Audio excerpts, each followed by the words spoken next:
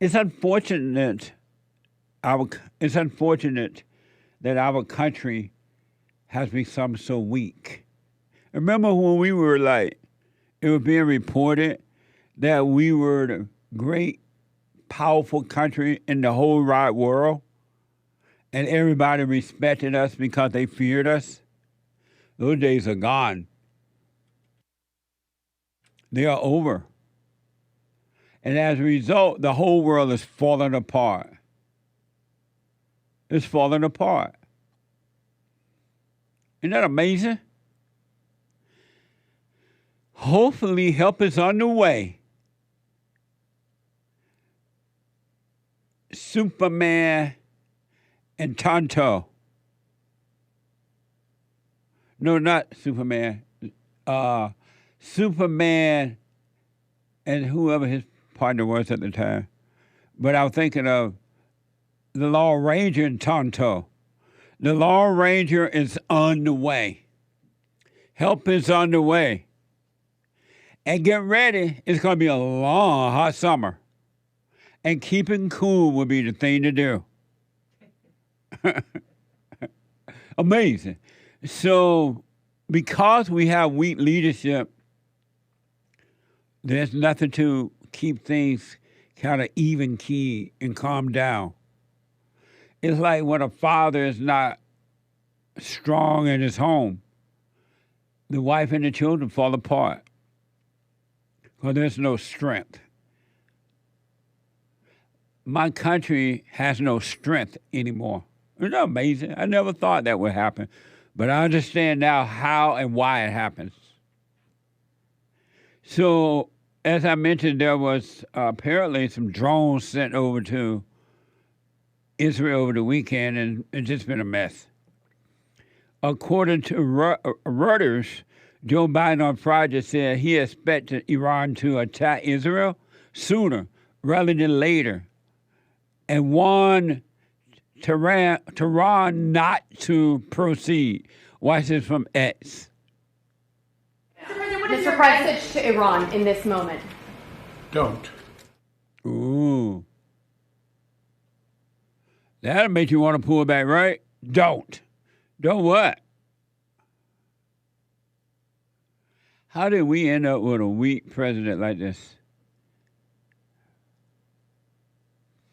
Why would other citizens of this country want to push a guy like that out there, knowing that our enemies are having a field day seeing that we have a weak president?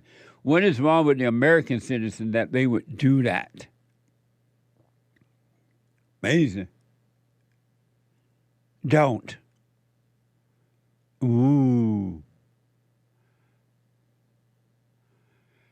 This is from NBC. Israel has vowed to extract a price.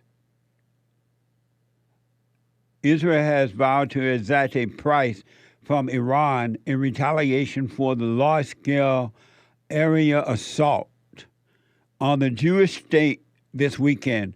Watch this from the Wall Street Journal. Iran launched more than 300 cruise missiles, ballistic missiles and drones toward Israel, raising concerns about broader conflict in the Middle East 6 months after Hamas attacked Israel. Israeli, American and other allied forces intercepted dozens of drones and the majority of missiles before they reached Israeli territory, officials said. It's the first time Iran has directly attacked Israel from Iranian territory. Here's how the conflict between the two countries escalated. Tensions in the Middle East had been building on several fronts. In addition to Israel's war against Hamas in Gaza, there have been cross-border skirmishes between Israel and the Lebanese militant group Hezbollah, and attacks by Yemen's Houthi militia against Western interests in the Red Sea. Hamas, Hezbollah and the Houthi rebels are all backed by Iran. Amazing. So Hutu rebels, are they from Africa or something? When I hear Hutu, I think of Africa. Can you imagine living in a country where there's a war going on and you don't know if the bomb going to hit you or not, your house or whatever? Yeah, amazing. That's possible now here. I hope it doesn't happen. But because our government is so weak, it's possible. I'm being told that Houthis are from Yemen. That's according to Wikipedia. That's possible now in America. And when I was growing up, it didn't even occur to me that that was possible for this country, because we had such strong leadership at the time, all while growing up, that I was aware of. And I wasn't paying a lot of attention to news and all that growing up. I remember, too, in reflection, growing up, it was known that Israel and America were friends, that Israel was our ally over there in the Middle East. It was just known by everybody. And I don't know anyone, and maybe I'm sure there was someone complaining about it, because people always complain. Human beings complain. But then it seemed that no one was against that. It was known that they were our ally. Now, there are people literally against Israel in America. My, how things change, huh? It's amazing how things change.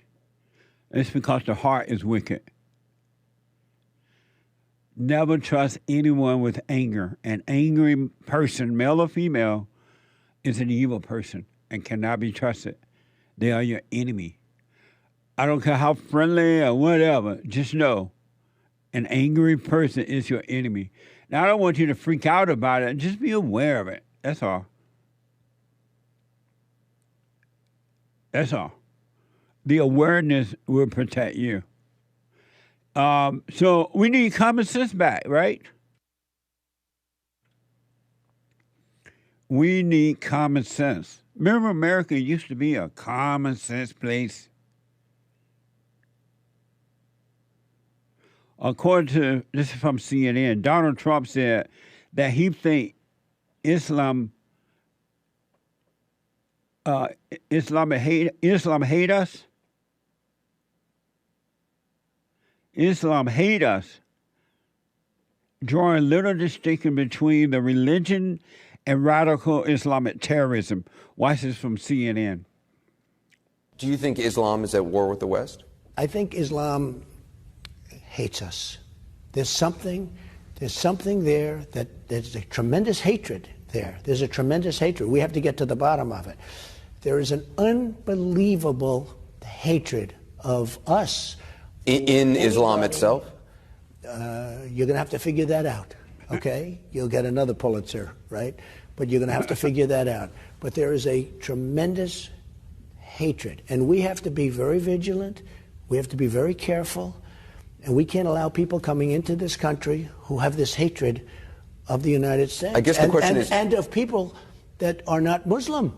I guess the question is there a war between the West and radical Islam, or is there a war between the West and Islam itself? It's radical, but it's very hard to define. It's very hard to separate, because you don't know who's who. That used to be a given. When I first started radio, I started interviewing people from who escaped the Islamic religion.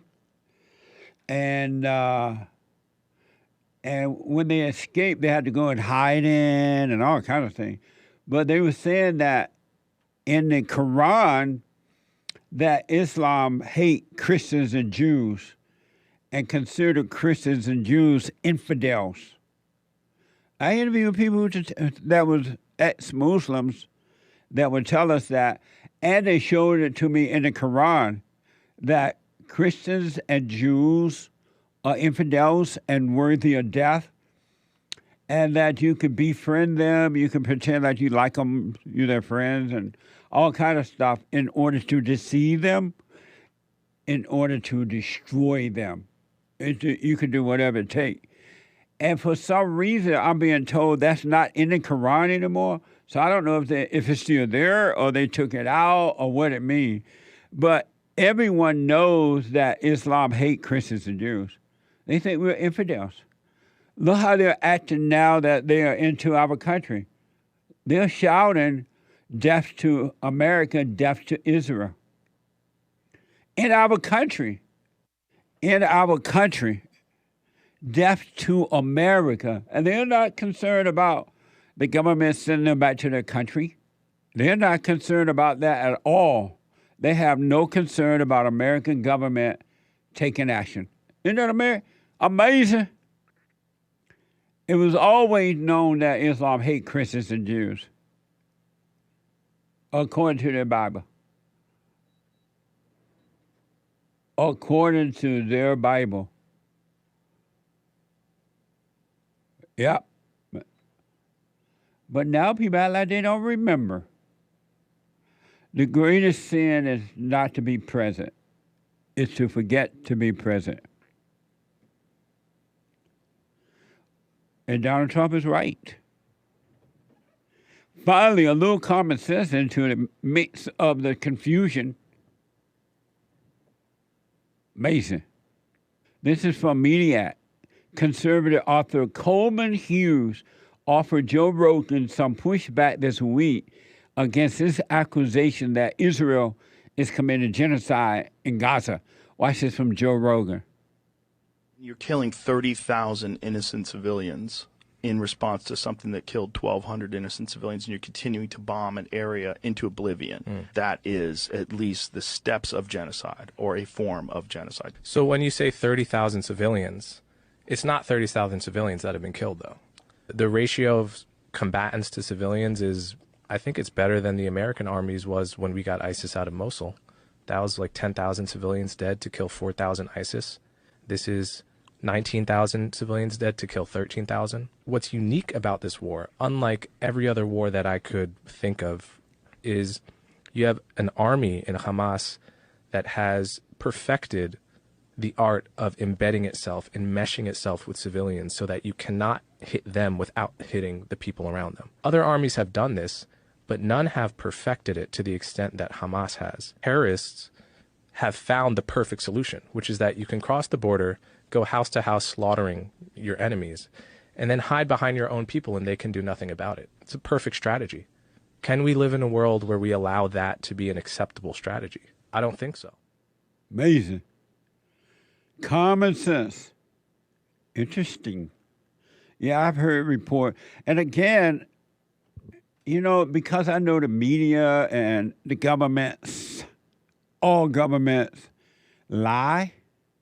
They don't tell the truth. You really don't know what the real detail is, right? You really don't know what the real deal is. And that's why until you know what the real deal is, even then, it's not good to take sides. Because human being egos are so out of control, and everything that human beings do is about self. It's never about anyone else but self. It's never about anyone else but self. Isn't that amazing? So you just don't know. It's funny how we can have peace on earth if everybody would just drop their ego, drop their anger. Just drop it. It'll be over. Peace on earth. It's interesting that God created human beings. All came from the same God, but look what happens on earth. Worse than animals. Human beings treat each other worse than animals because they're in an animal nature-like state, unnatural state, like an animal. Here's where they were chanting, and I was stunned to see this. I never imagined. This is why we should have these people in our government. Foreigners should not be allowed to get involved in American government at all. If you're going to let them come live here, that's in question, but to let them be a part of American government, like Tlaib, Rashida, Tlaib, and all these people, because they were born in a different world, different country, with different ideas, different beliefs, and they've been raised to hate America. And why would you let them move into your country and take over your government, be a part of your government? Does that make any sense at all? Detroit News has reported video captured chants of death to America by some attendees at a Dearborn rally. Watch this from X. Last week, at an anti-Israel rally in Dearborn, Michigan, a crowd of Arab protesters erupted into chants of death to America. Pour all of your chants and all of your shouts upon the head of America. They're saying death to America. The chants were not in English, they were in Arabic. These were recent arrivals, men and women that we had invited into our country as guests. Wow. America took them in. We gave them refuge in the heartland of our country. They live on our land. They attend our schools. They use our healthcare, and they're protected by our laws. And yet, they proudly call for the death of our country. For decades, America has had the most generous immigration system in the world. But today, in places like Dearborn, that generosity is being repaid with hatred. Countries that want to survive don't tolerate things like this. Yeah. America shouldn't either. Amazing. Last Friday before last, when they chatted, it was reported that they were saying death to America and death to Israel. That was in America. That wasn't down over yonder. That's right down the road. Death to America by people that you allow to come into your country. What do you think going to happen if this is allowed to continue? And these people, they don't mind dying for what they believe. They'll scrap a bomb around them and walk into a cafe or anywhere. It's over. Allahu Akbar. And this woman, that was in America. I want you to smoke on that. That wasn't over in Allahu Akbar country. That was here in our country. This is from the National Review. Representative Rashida Tlaib refused to condemn death to America chants at a rally in the district she represents. Watch this from Fox. Congresswoman Tlaib. Fox News. I don't talk to Fox News. At a rally in your district, people were chanting death to America. Do you condemn? Talk to Fox News. Do you condemn chants of death to America? I don't talk to people that use racist tropes. Why can't you just say whether or not you condemn people chanting death to America? Why are you afraid to talk to Fox? Fox News is not listen, using racist tropes towards my community is what Fox News is about, and I don't talk to Fox News. Is death to America racist? Fox News. Is chanting death to America racist? I'm talking about your guys' racist tropes. You know, you guys know exactly what you do. I know you're Islamophobic, but you guys got to go deal with it on your own self. You're not going to use me. Amazing. That female is involved in government. Mind-blowing stuff. A spiritual battle. I noticed that everybody and their mama, everybody and their mama, but everybody and their mama are victims. And there are a few people who are free. There are some men and women who do not see themselves nor act as victims. They just endure. They deal with the situations. They don't complain about them. They just deal with the situation. They take care of the situation. But most men and women today are victims. They cry, they wimp, they get angry, they blame, they whine. They live at home with mama until they're 90 years old or until mama die. But there are some people who are not victims. I want to give you an example of the two reality.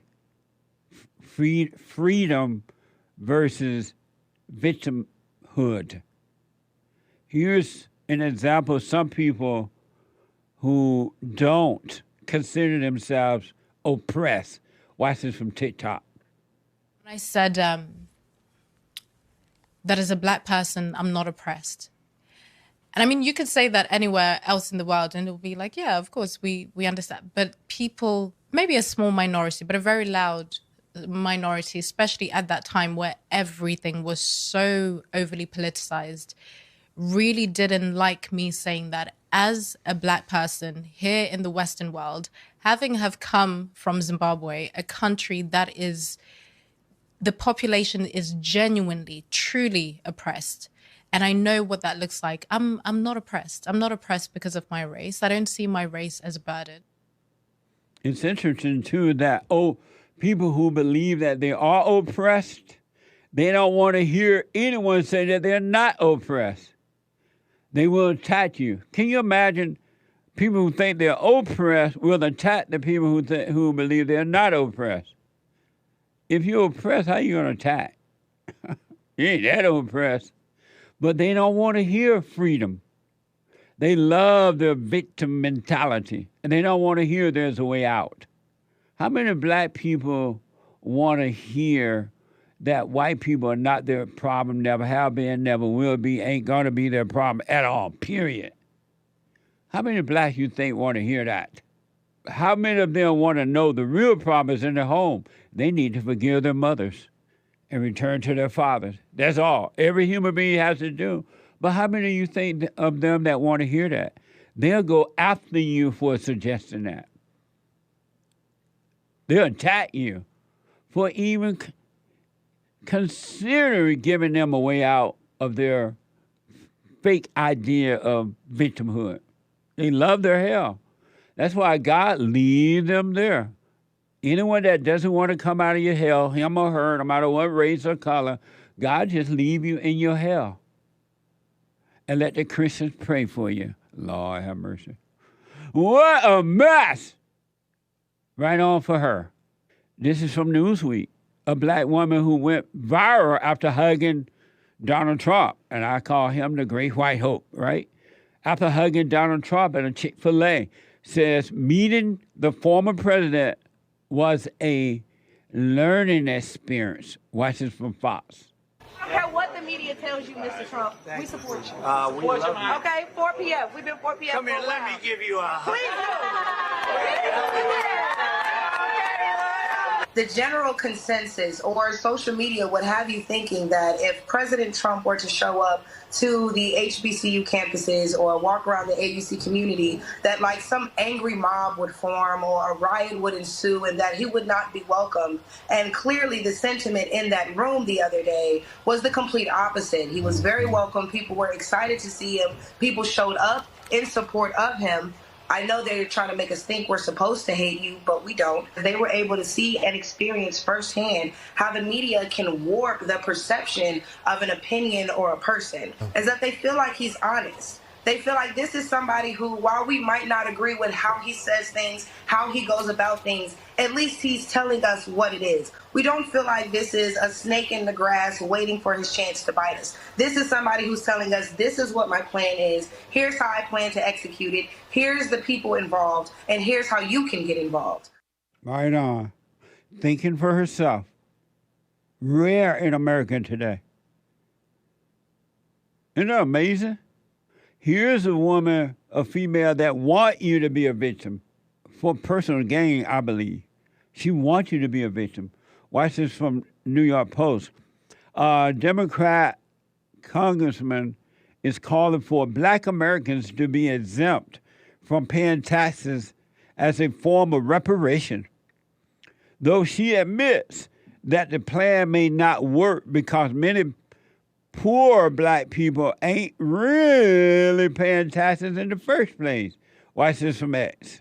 Just this past week, I saw, I don't remember which celebrity, one of the things that they proposed is black folk not have to pay taxes for a certain amount of time, because then again, that puts money back in your pocket. But obviously then you start dealing with the different tax brackets and things like that. And that's one of the reasons that, you know, we argue the reparations make sense, because so many black folk, not only do you owe for the labor that was stolen and killed and all the other things, right? But the fact is, like, we end up being so far behind. If you do the no tax thing for people that are already, say, struggling and aren't really paying taxes in the first place, it doesn't really exactly. They may want those checks like they got during COVID. Exactly.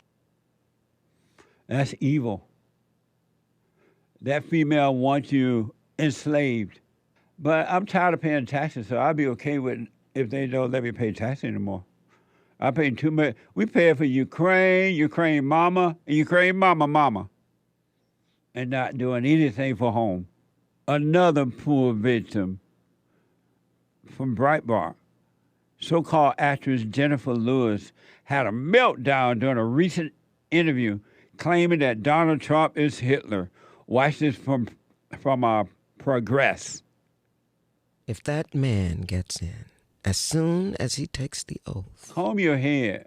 He will have generals walk down the steps of the Capitol. He will take a hammer and break the glass where the Constitution is, and he will tear it up in our faces and say, now, I'm the king of the world. You will bow down.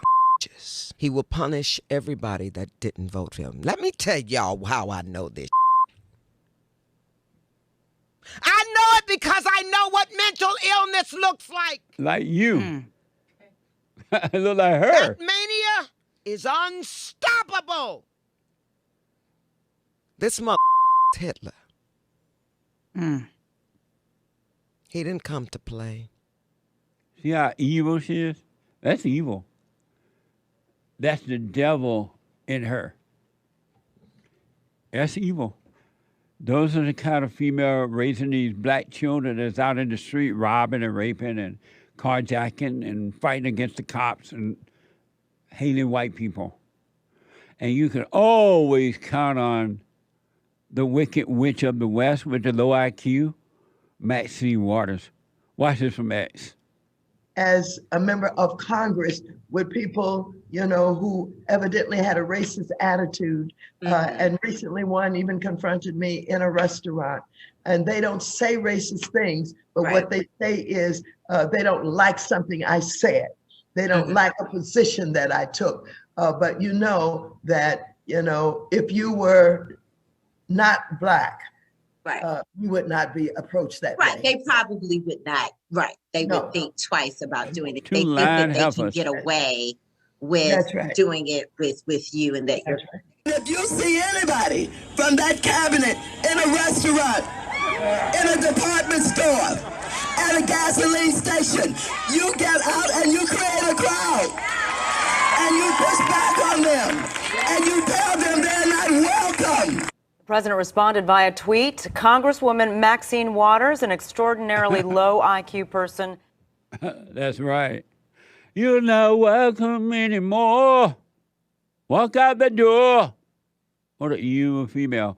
She's the same female that told the blacks at a church once that the Republican Party want to tear down the projects.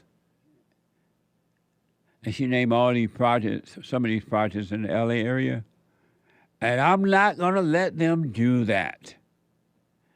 Not only am I not going to let them tear down the projects, I'm going to build some new projects for y'all. And the blacks went, yeah. Oh, yeah. Thank you. Why, she, as it's been reported, living in something like a $3 million home. Something like that. What a mess. You can think for yourself. You can do for yourself. It doesn't matter the color. Only you can keep you down. Only you. Only you. Nobody else could. Only you. And blacks work harder at keeping blacks down than any other race. Only you can keep you down. It's up to you. You can be free or you could be enslaved. It's all dependent on you. You are your world. You are your universe when you start to wake up, but you are your world. Nobody else, as an adult, can keep you down. Whatever that is, no such thing anyway. You just think that you're down, and if you think you're down, you're going to try to get up. And if you get up, you're going to try to not to go back down. But if you didn't think either way, you'll be free. And I know a lot of people tripping out, even some Christians, most of the Christians. They waiting on the return of Jesus. He's already returned. What the? But it's a mess. The New Testament is in us. The new kingdom is inside of human beings. But you're going to have to go within, look within, and live from there. I do want to say, you got to be careful out there, folks. Watch your back. A lot of you so out of your mind that you walk down the road on your cell phone. You get in your car, you sit there for a while on your cell phone, you don't move. You're not looking around you, and people are walking up behind you, knocking you out, stabbing you, killing you, whatever, robbing you. You're on your cell phone. What a setup, huh? You don't have to be on the cell phone every time. When I become president, I'm going to get rid of cell phones. Sorry. I'm getting rid of them. And I'm going to bring back landlines. And you can only talk on your phone when you're at home on your landline. And then if you have to make a call, you have to go to a payphone. That way, when you're walking about, getting in and out of your car, you won't be caught up unconsciously on your phone. What are you looking at? Who are you talking to? And what they want? You can go to the grocery mart, to the gym, anywhere, and people are on their phone. And you look around, you hear people talking. You don't see anybody around them, and they got the earphone and you're talking on the phone. What are you talking about? That you can't even take a break and do grocery shopping or work out or run or anything. Somebody wants you unconscious. Be careful. And then you have these people, when they get in their cars, they're like at the post office or at the market somewhere, and you having to pull up. And they get in the car, and you thinking they're about to take off. They sit there for the next hour on the phone, looking at the phone. And then you toot your horn for them to move. They don't care. They ain't moving. Human beings are a mess. Human beings are evil. Don't tell me you can find something nice in human beings. No, you can't. There's no good in human beings. Never trust an angry male or female. That's your enemy. Be careful out there, folks. I want to give you just a few recent attacks. This is the Old Testament in operation on earth. If you're afraid of dying, it's because you're already dead. You're unconscious. Anyone that's unconscious is dead. Your eyes are open a little bit, your physical eyes. You're still alive, but barely breathing. You pray to a God that you don't believe in. A few recent attacks. BBC. A knife-wielding man who killed 6 people in a Sydney shopping center before being shot dead has been identified by Australian police. Watch this from ABC.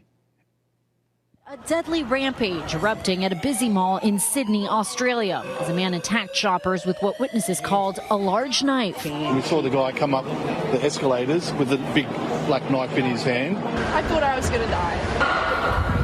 At least 6 people killed, 8 others wounded, including a 9-month-old baby. And this image from video circulating online showing the suspect with a knife, confronted by a shopper on an escalator trying to fend him off. And we're now learning an officer who was near the scene confronted the 40-year-old suspect, shooting and killing him after he raised his knife, the suspected murder weapon seemingly just feet away.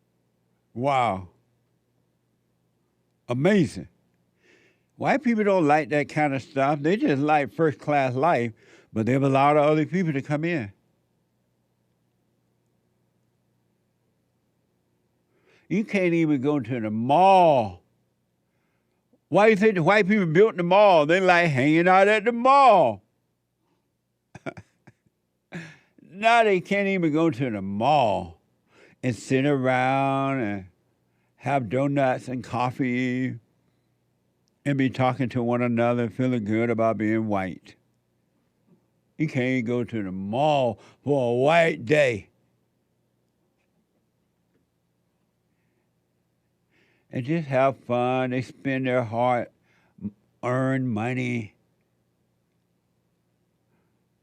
They can't do it anymore. They have allowed the people of color from around the world into their countries. Amazing, huh? So you saw that story, and according to the New York Post, the parents of the Sydney shopping mall killer say they are deeply torn by their son's action. Speaking to the media on Monday, Andrew said his son was a beautiful boy. Yeah, not railing.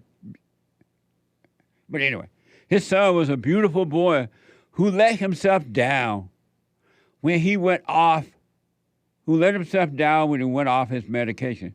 So a beautiful boy on medication. You know something already wrong there. Watch this from 7 News.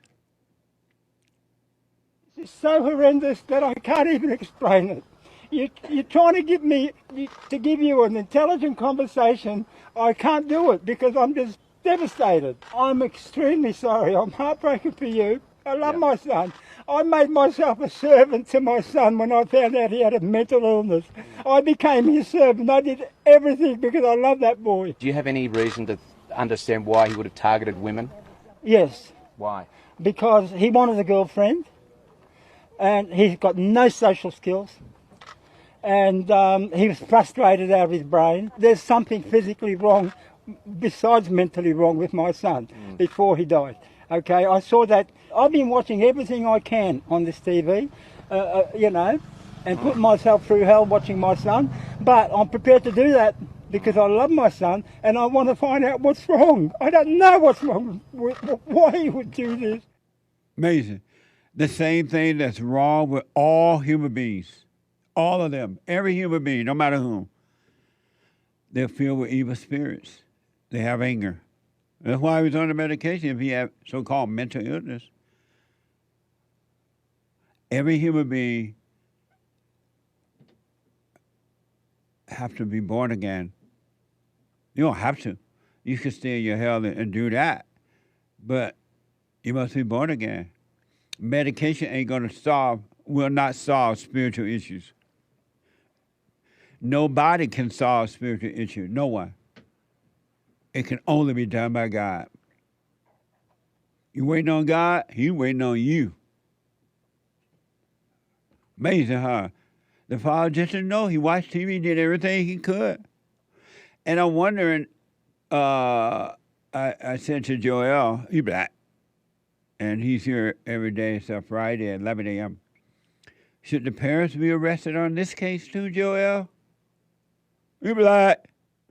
So, according to the New York Post, Couchy's mother said her son's actions were very out of character. You think so? Very out of character. I'm so sorry about what our son has done, she said on Monday. He was brought up in love. That's the problem. He was a loved child. That's the problem. A mama's love is not special. A mama's love will destroy you because a mama's love is evil. Mamas have no love. The love comes from above, not from below. And this idea that he was upset because he couldn't get a girlfriend, want for nothing. It's abnormal to want to get married. It's abnormal to want kids. It's abnormal to want for anything. That's not normal, human beings. That means something wrong with you. Seek first the kingdom of God and His right way, and all will be added. Whatever's meant to be in your life, it will happen naturally. But if you want for it, you're going to go for it, and it's going to be the wrong thing every time. The wrong wife, the wrong husband, the wrong friends, the wrong children, the wrong this, and the wrong that. Want for nothing. And when the devil tell you, oh, you're so miserable, you should get married. You want a family. And you're like, why? Well, because you didn't have a family. And you get a family, you're going to make your family better than what your family did for you. They're lying to you. Evil is lying to you. You're going to repeat the same thing. He was a love child on medication, a love child that didn't know how to deal with life in a social way, a love child that wanted a girlfriend so badly he allegedly went out and carried out something like this. Where's the love in that? Human beings do not have love. Nobody. No matter what color, no matter how much money, no matter where they live or don't live, human beings do not have love. Look at the hell on earth. Does that look like love? And if you say you have love, you're lying. Stop lying to yourself. Another stabbing. This is from the Guardian and Citizen Free Press. A prominent Christian leader has allegedly been stabbed at the altar during a mass in southwest Sydney. A man who tackled the church terrorists said the assailant was shouting, Allahu Akbar, Allahu Akbar. Watch this from 7 News.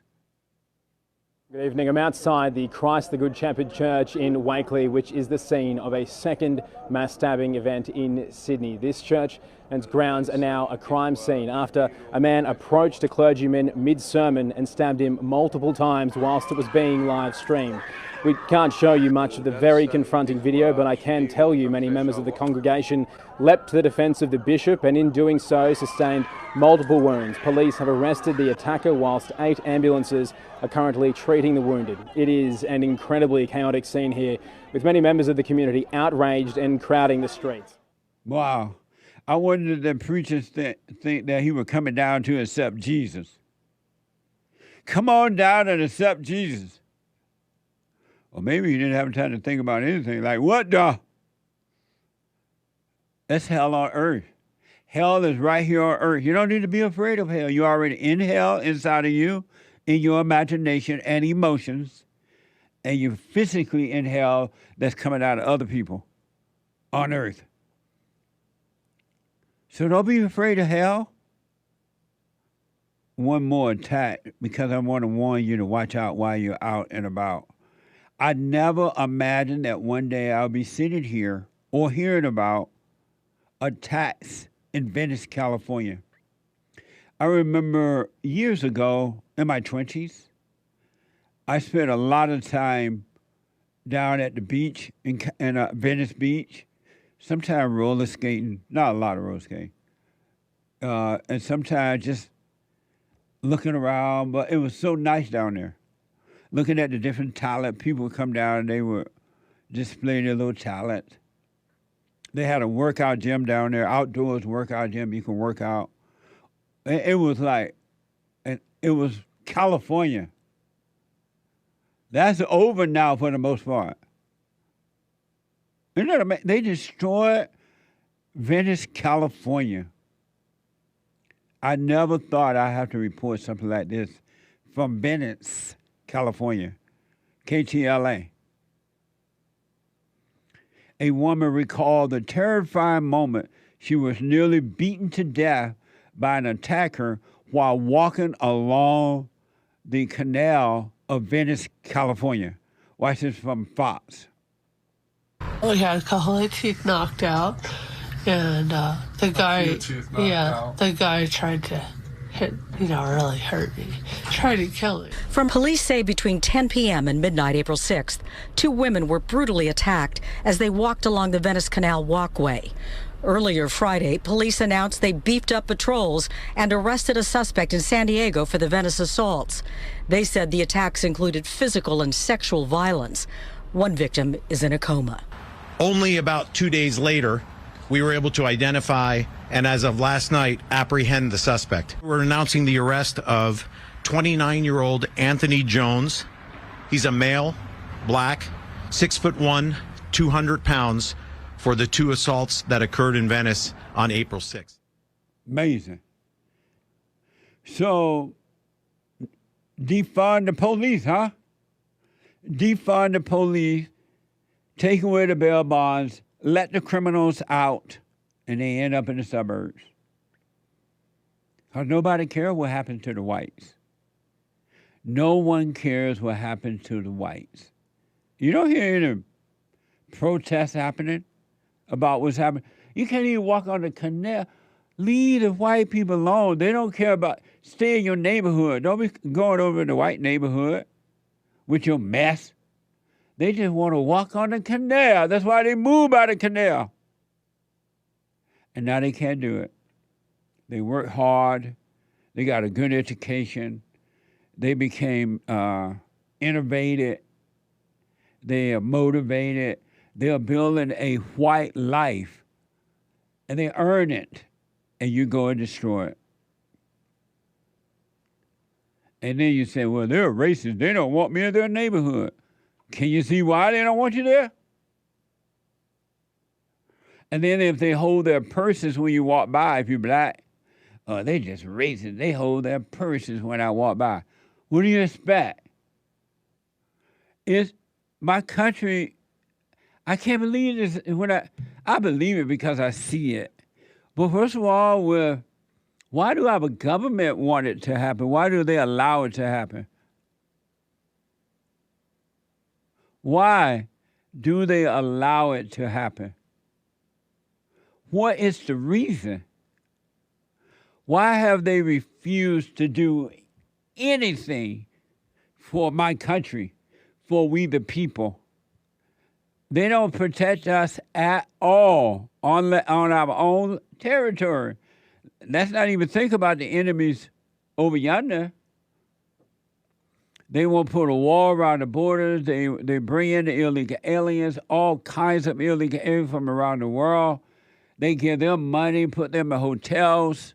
They feed them, give them cell phone, and the illegal aliens fighting with them now and doing all kinds of stuff, and they still keep them here. They send money to Ukraine and everywhere, but they would do nothing to protect America. They have invited the world into my country, and now they're saying death to America on America's soil. No one is doing anything about it. Why? I want to know why. How much money is behind it?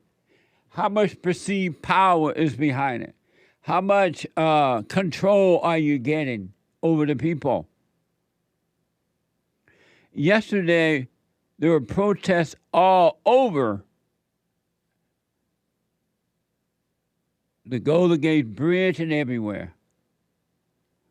And I'm just blown away. Nothing's been done. The last time we saw something like this, it was with the radical evil, worse than the KKK, Black Lives Matter.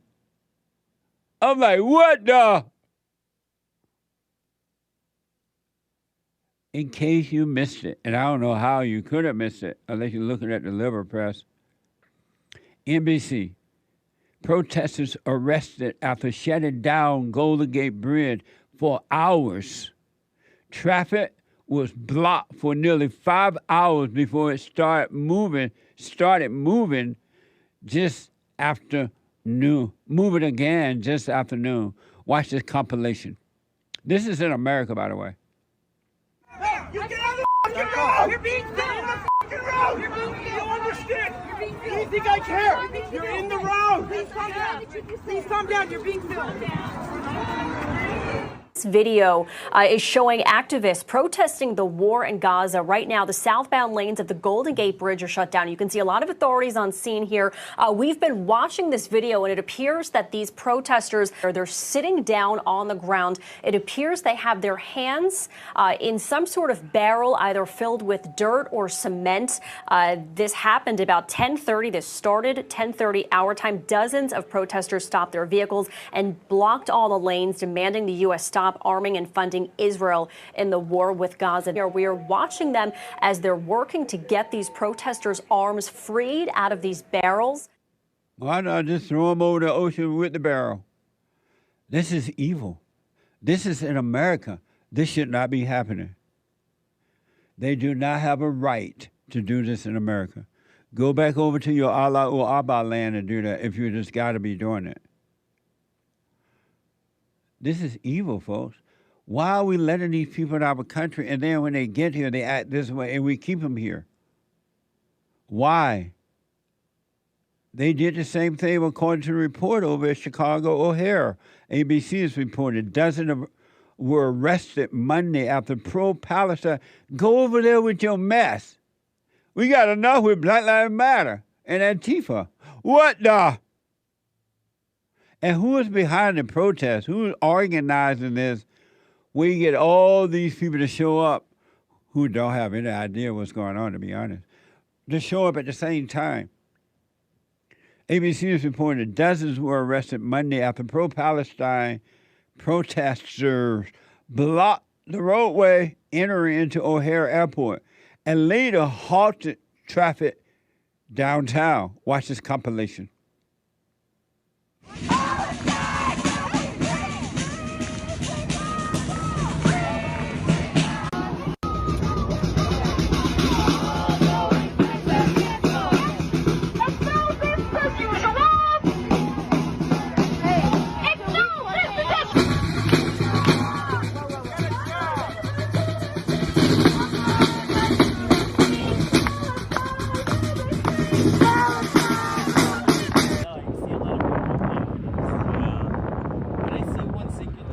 There's a lot of people walking right now. I think I see.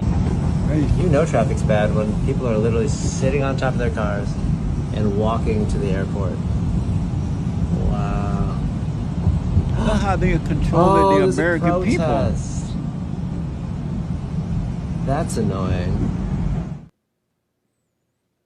They are coming from Allahu Akbar land and controlling the American people. They have you walking to the airport, sitting in your cars. Someone said, get a job. That's in America. What happened to America? This is evil. This is weakness. White people, y'all ain't gonna be strong with anything? You ain't gonna be strong with nothing? You allow your enemy into your country and letting them take over, and they got you walking to the airport. And you mad, talking about get a job. These are your enemies. These people don't like Christians and Jews at all. They think we're infidels. They're not playing. The moment they pop out of Allahu Akbar mama womb, they tell you that the Christians and Jews are infidels, and whatever it takes to destroy them, go for it. And now you're just sitting back. So I showed you the Golden Gate Bridge in San Francisco. I just showed you Chicago O'Hare Airport. It ain't over yet. Watch this from the Brooklyn Bridge. New York Post. Hundreds of anti-Israel protesters wreaked havoc in Lower Manhattan on Monday, storming the Brooklyn Bridge and grinding traffic to a halt. Watch this from Fox. But again, you're taking a look at police officers right there on the Brooklyn Bridge. As for the past 40 minutes or so, we have been following a major pro-Palestinian protest. And again, take a look. You can see right there these flare guns or these flares being ignited, and then it seems to be tossed off the side of that Brooklyn Bridge.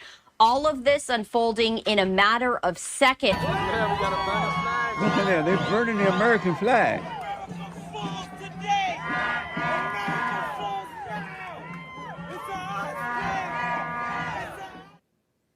So now you can have Allahu Akbar flags, you can have LGBTQ flags, but you burn America flag. It's against the law to burn the LGBTQ, but you can burn the American flag. According to the New York Post, The marchers included some who burned America flag, and you saw that, while one yelled, "Death to America." That's according to social media posts.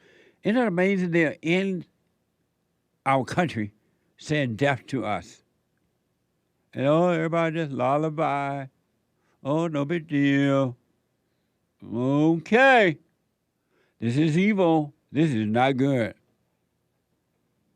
And these people have no idea why they're doing what they're doing. Somebody controlling, manipulating their minds, and they have no idea what they're doing and why they're doing it. Believe me, it just feels good to be out there doing it, to be on TV. But they have no idea. Watch this from Fox. I feel like, yes, I'm sorry it was an inconvenient, but imagine living in Gaza right now and what they've been dealing with for the last 6 months, and the world has been silent.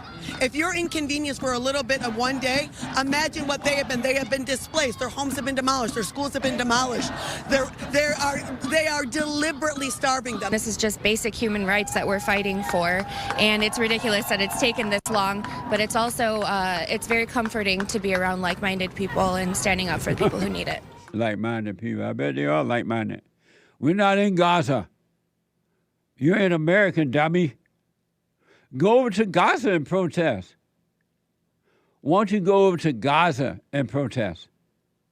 Why are you going to inconvenience us for your mess?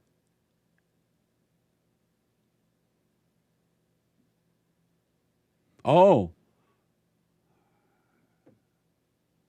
Because they allowed it to happen. That's why they're doing it.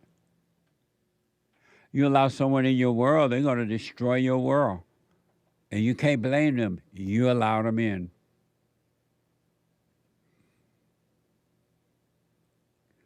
You can't help but wonder, where are they learning this from? Where are they getting their information? Well, according to NBC, activists at odds with Joe Biden over his handling of Israel's war are planning to shift their campaign to the Democratic Party platform at this summer's nominating convention in Chicago. Watch this from Fox.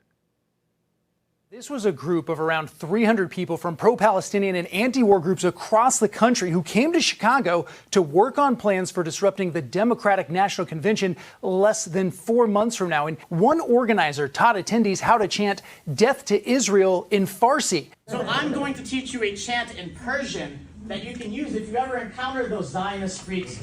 So you're going to say, "Marg bar.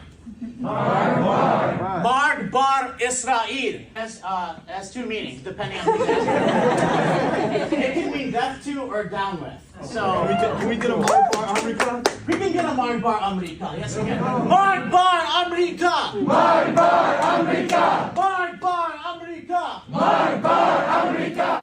They plan to make sure Biden and the entire Democratic Party hears them during the week of the convention. May God have mercy on America. There's no fear of God at all, Joel. Sorry. That's in America. That was in Chicago, according to the report. Death to Israel, death to America. Can you imagine they're sitting in a room teaching to hate? Pointed out how to hate, and they're laughing and applauding as though hatred is good. They're teaching to hate. Adults.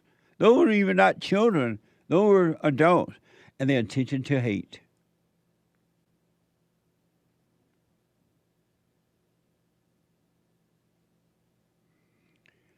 In a Christian country. And nobody does anything about it. Oh, this is fine. Victor David Hanson said it well in the front page magazine. Victor David Hanson said, according to the front page magazine, the more these the more these demonstrators shut down major bridges, deface iconic monuments, disrupt Easter and Christmas services, and broke into the Capitol and congressional chambers, the bolder they became. The bolder they became. The more they did, the bolder they became. Can you imagine if so-called Trump supporters, MAGA voters would have done something like this? Where would they be today? Where would they be? They wouldn't be sitting in a room chanting Allah Abba or Death to America. The Trump supporters, right? But everybody else can get away with destroying the country.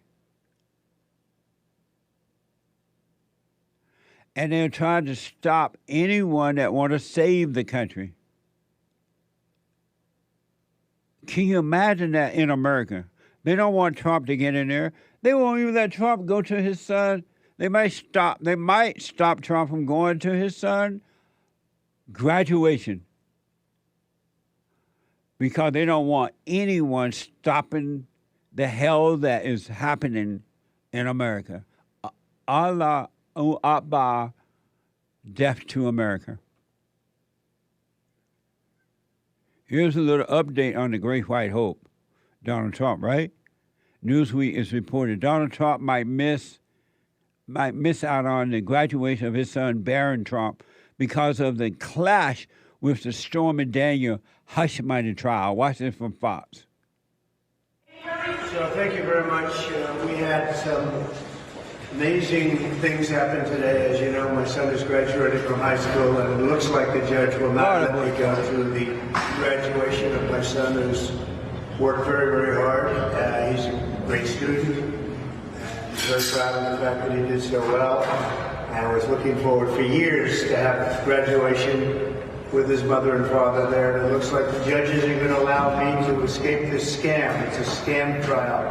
If you read all of the legal pundits, all of the legal scholars today, there's not one that I see that said this is a case that should be brought or tried. It's a scam. It's a political witch hunt. It continues, and it continues forever. This is about election interference. That's all it's about. Thank you very much.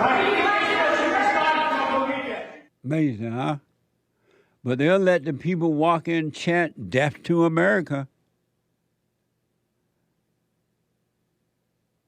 Death to America. But they're trying to stop true Americans, like the Great White Hope.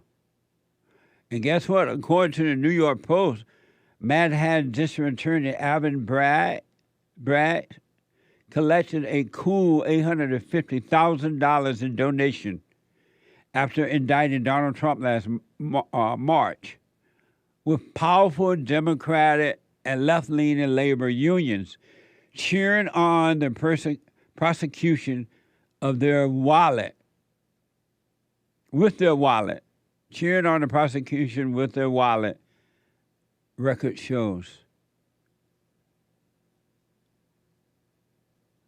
If ever we needed you, Lord, we need you now. The Great White Hope, Donald Trump, releases brand new campaign ad. Watch this from Donald Trump. They want to take away my freedom because I will never let them take away your freedom. It's very simple. They want to silence me because I will never let them silence you. They want you silent. And I am the only one that can save this nation because you know they're not coming after me, they're coming after you, and I just happen to be standing in their way, and I will never be moving. On November 5th, 2024, justice will be done. We will take back our country, and we will make America great again. Thank you. God bless you all. Thank you. Thank you very much. Great job. Amazing. Amazing.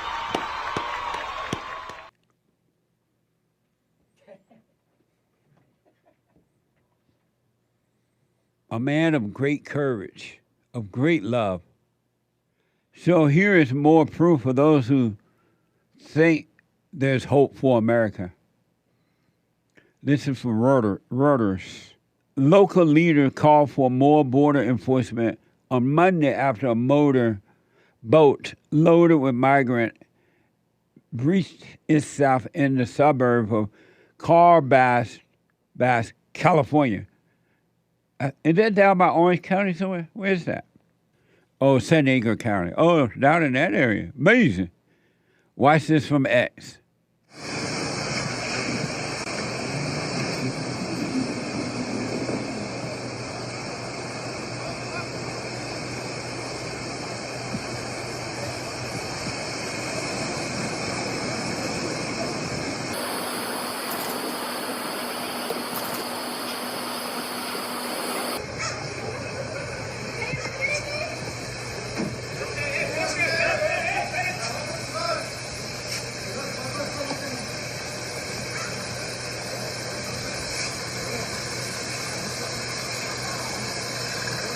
That's in California. Isn't that amazing? I never thought California is nothing like what it was in 1968 when I came here. And don't they supposed to have coast guards on the beaches there? Nobody seemed to be stopping these people at all. America, they have done to America what was done to Europe. And I remember reporting on this kind of stuff. And what they've done to Africa, South Africa, Mommy Africa. Somebody is heading this thing up all around the world. And all the countries that are white and good has been destroyed deliberately. It's not an accident. This is from the New York Post. About 1,300 African migrants gathered outside City Hall Tuesday morning hoping to appear at a hearing on the black experience in the shelter system. Think about that. These blacks come here illegally. They're put up in shelters with our tax dollars, and then they want to meet up at City Hall to talk about the black experience. Do you hear the word racism again? White supremacy again? Illegal aliens. And who is behind it? But they're showing up talking about the black experience in the city shelter system. So if the black experience in the city shelter system is worse than where they came from, why did they stay where they were? Why did they come here? With some saying they were promised work visas or green cards if they showed. Watch this from CBS. Every migrant we spoke with has something in common. They want to work. Right now, they're trying to cut through all the red tape that's stopping them, asking local leaders to put pressure on Washington, D.C. to make a change. They are here to show you that they belong and that they are here and that they should not be erased. Please listen to them. Black migrants have reported verbal and physical abuse due to the color of their skin. This mother and her two kids have been staying at the Humanitarian Relief Center at Floyd Bennett Field. But she says the city should be providing more assistance. What I expect to have like a help from American people, I did not see that. The Relief Center continues to be a point of contention for Republican Councilmember Vicky Palladino, who says the city is already giving the migrants too much. This is absolute insanity at its finest. And most migrants we saw out here today were young men, but... Amazing. She expected more from the American people, says the illegal aliens. And they throw out the word, the black experience. The black people need this because they know white people are afraid of the black. They know that word black, back down. And the White House literally could care less. Zero. And yet they want to hold meetings in Congress and the Senate to figure out how much money to give to other countries, Ukraine and others. Watch this from X. We are finally heard.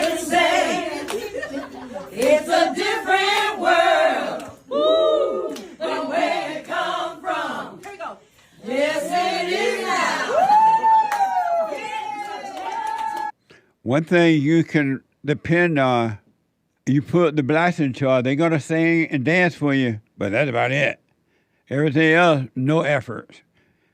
It turned to a ghetto. And if ever women needed men to be the light, because you were created men to be the light of the earth, not act like the women, don't be the darkness. You were created to be the light. And any man that has anger is a woman. Everything about you is female. Your thoughts, your emotions, your up and down attitude, your fears, your doubts, your worry, your suicidal thoughts, all female. And if ever there was a time that women needed men, it's now like never before. Maybe when Jesus came and they couldn't find a good woman in the earth. Here's an example of women needing men. If not, they'll go into their ego and they'll work double time to try to fulfill their egos. Watch this from TikTok. One thing I hate to see is a married man that don't post his wife nowhere on his social media, but will post everybody else. Baby, if you married to me and you try to hide me, you gonna be the one hidden in plain sight. Okay? Mwah. See there? She's lost. She's angry. She's lost. That's the first sign right there. And here's another example of how badly women need the men to leave them. And talk about destroying the children. U.S. News is reporting that oftentimes the parent credit scores are low or their financial account aren't in good standing. So they decide to open a credit card, rent an apartment, or start a utility account using their child's information. But because the parents have already established poor financial habits, the child credit is ruined. Watch this from X. Okay, so I got you on camera. Please say it one more time, because ain't nobody going to believe this. Why can't I get my house? Why can't I get my house? For no camera, but what I'm reading here is that in 2000 that there was a eviction. In 2000, ma'am, I was born in 98. That would have made me 2 years old. So how do I have an eviction when I was 2? Listen, I do understand that. There are just several factors that we look at here, and there, with the eviction, and then there's a repo in 2008. I'm not. Ma'am, I would have been 10 years old. Oh wait, so me and my girlfriend trying to get a house so I can move out of my mama house. So I'm trying to see. So mama, please explain to me. Please. First and foremost, calm your voice down while we in this room here. But mama, please explain to me how I got an eviction. How do I have an eviction when I was 2? I don't think you understand, ma'am. And while you over here trying to judge me and everything like that, reading off everything, you don't know what happened to us. Okay? But man, you're supposed to be helping me co-sign, and I find out I can't even get a house because of you. Why is all this stuff in my name? Calm your voice down now. Black women always want somebody to respect them when they're unrespectable. Respectful. Or unrespectable. She wanted to be respected. And she, according to the report, messed up the boy's credit when he was a child. What white people might not know, and we talked about it before, and I think white people do know it.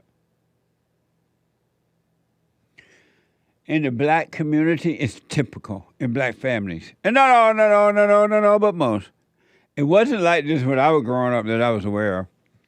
But in the black families, the black woman mess up her credit by not paying it back, because black people don't believe in paying back. She gets credit, a credit card or something, and then she doesn't pay it back. She doesn't pay it off. She doesn't pay on it. And she screws up her credit. And then what they would do is they would start using the kid name to get credit. The little child.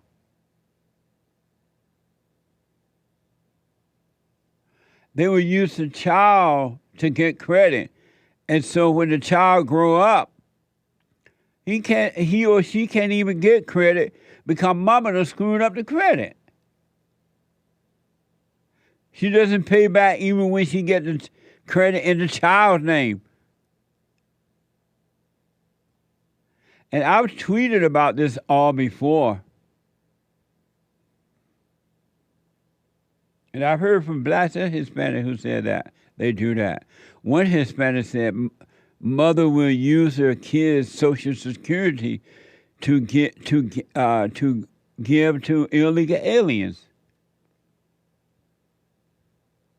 Isn't that amazing? And so I remember, so that's common in the black community, apparently in the Hispanic community, or at least with the Hispanic family and the black family. I don't know what that means by community.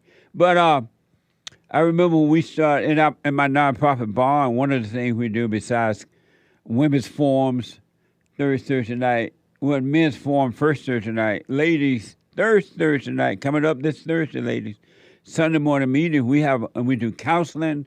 We have an entrepreneur academy where we help men start businesses, or if they're already in business, we show them how to enhance it. And when I first started the academy, so many men came, young and old, and their mothers had messed up their credit, so they had tried before, but they couldn't get a business going or a house or anything because mama screwed up their credit when they were kids. And so what I had to do, we started a credit union at Bond. We started a credit union for the entrepreneur program, and we loaned them the money, and then they had to pay back with low interest rate to keep it going. But their credits are screwed up. This is not about racism. And they'll cry racism. Well, y'all just don't know how hard it was for the black woman. It ain't that hard to pay your bill back.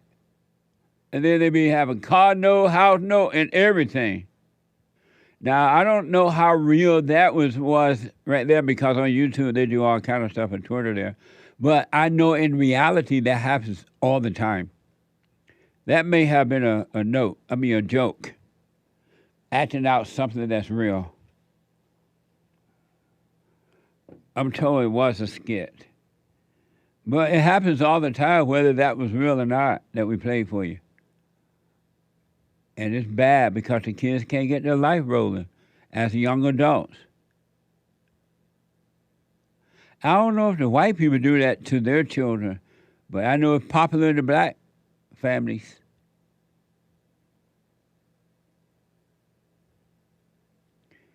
Once in a while, you can run into a woman with some common sense. Except for the ladies who are starting to work on themselves, they are returning to common sense.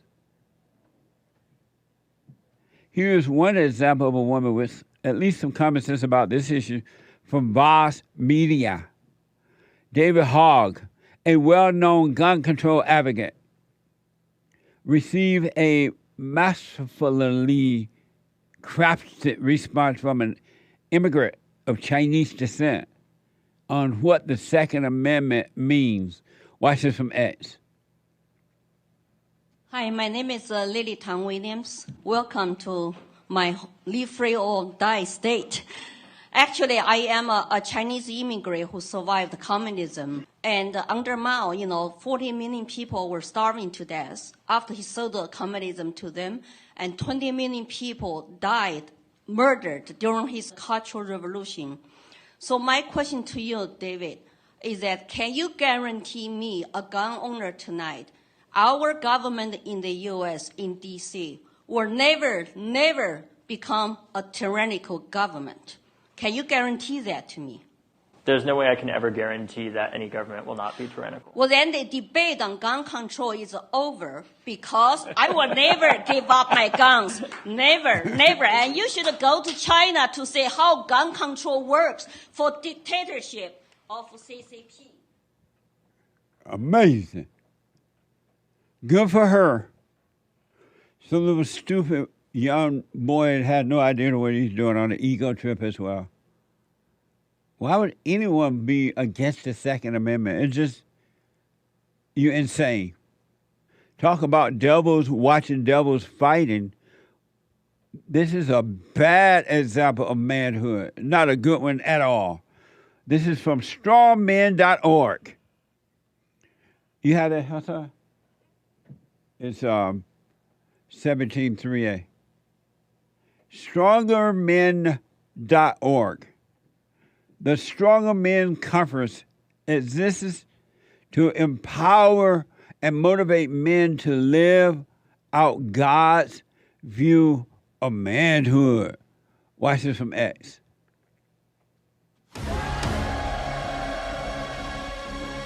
Welcome to the Stronger Men's Conference. When you're in the presence of the Lord, powerful things happen. God, whatever you have for me, I want to hear it. Help me to grow because I want to be a stronger man. That was crazy!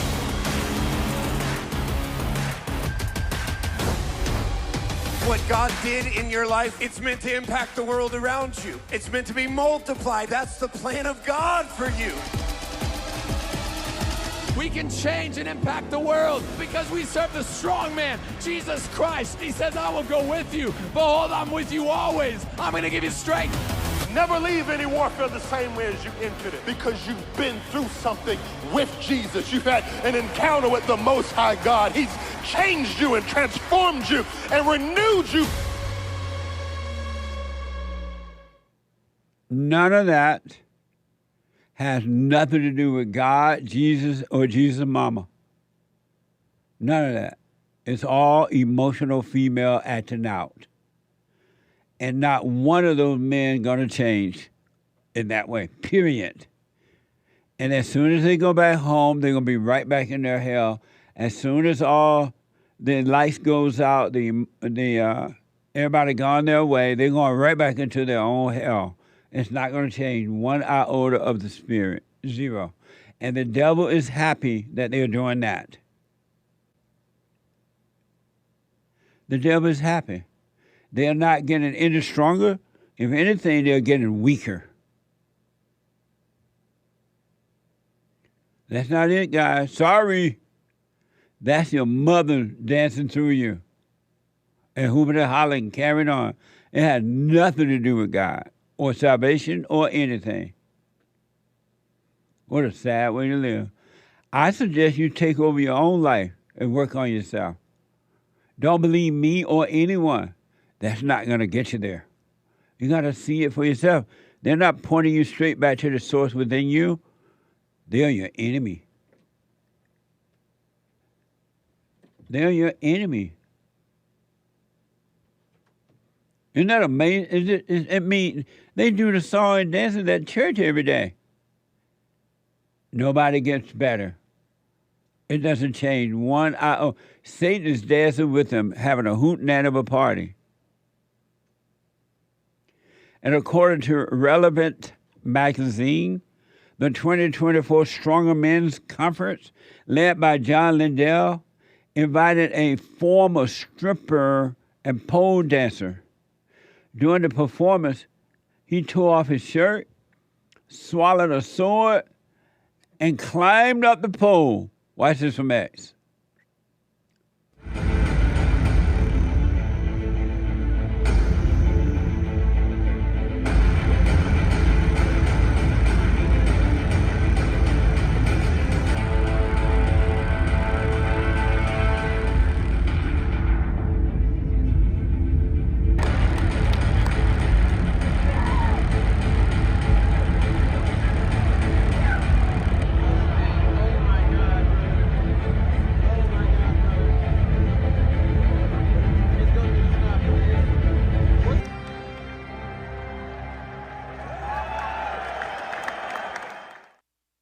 Yeah, that'll get you to heaven. That'll make you stronger. Satan's loving that. Like Satan's like, right on, y'all coming right on to heaven.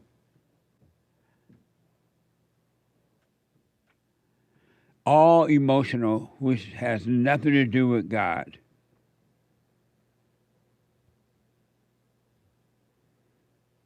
Isn't that amazing? The devil made a fool out of human beings. He made you emotional. He caused you to live from your imagination, and you think that's God. Ideas about God is not God. Thinking about God is not God. It's just thoughts. It doesn't change anything. It keeps you in hell. So those men like applauded, like, yeah, we're on our way to heaven now. Relevant magazine, Mark Driscoll. I guess Mark was at the event. Mark Driscoll was going viral after being kicked off stage at the Christian Men Conference for how he expressed concerns about the conference opening act. Watch this from X. We're going to talk about how to be an Elijah and how to deal with Ahab and Jezebel. The reason I'm hoarse is I have been praying for you and my heart is very burdened for you. I want to be very careful with this, and it's not what I want to say, but the Jezebel spirit has already been here. The Jezebel spirit opened our event. This is a rebuke and a correction of no one. This is an observation. Before the Word of God was open, there was a platform. It was a high place. On it was a pole, an Asherah. The same thing that's used in a strip club for women who have the Jezebel spirit to seduce men. In front of that was a man who ripped his shirt off like a woman does in front of a pole at a strip club. That man then ascended. See, our God is not arrogant. He doesn't ascend. Our God is humble. He descends. He swallowed a sword, and Jesus cried, okay, Pastor John, I'll receive that. Thank you.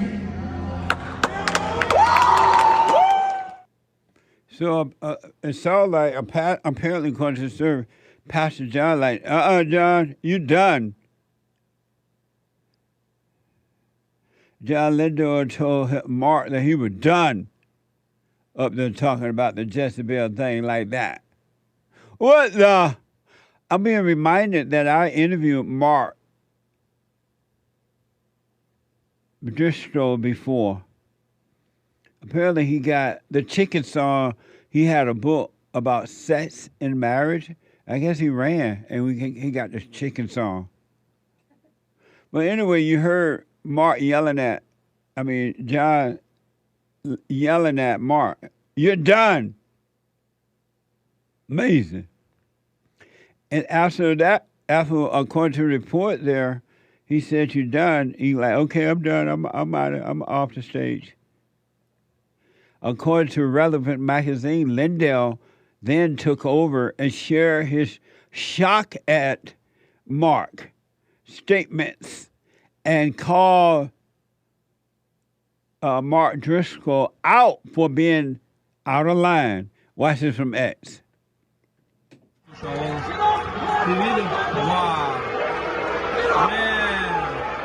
Mark wanted to say that, he should have said it to me first. He didn't. Matthew 18. Matthew 18. If your brother offends you, go to him privately. I talked to Mark for a half hour. There was not one word of that. He's out of line. If he wanted to say it, he could say it to me. You may not agree with me. You may not agree with him. But we are brothers in Christ, and there's a right way to handle disagreement. Amazing. Yeah, they saving the women. And last but not least,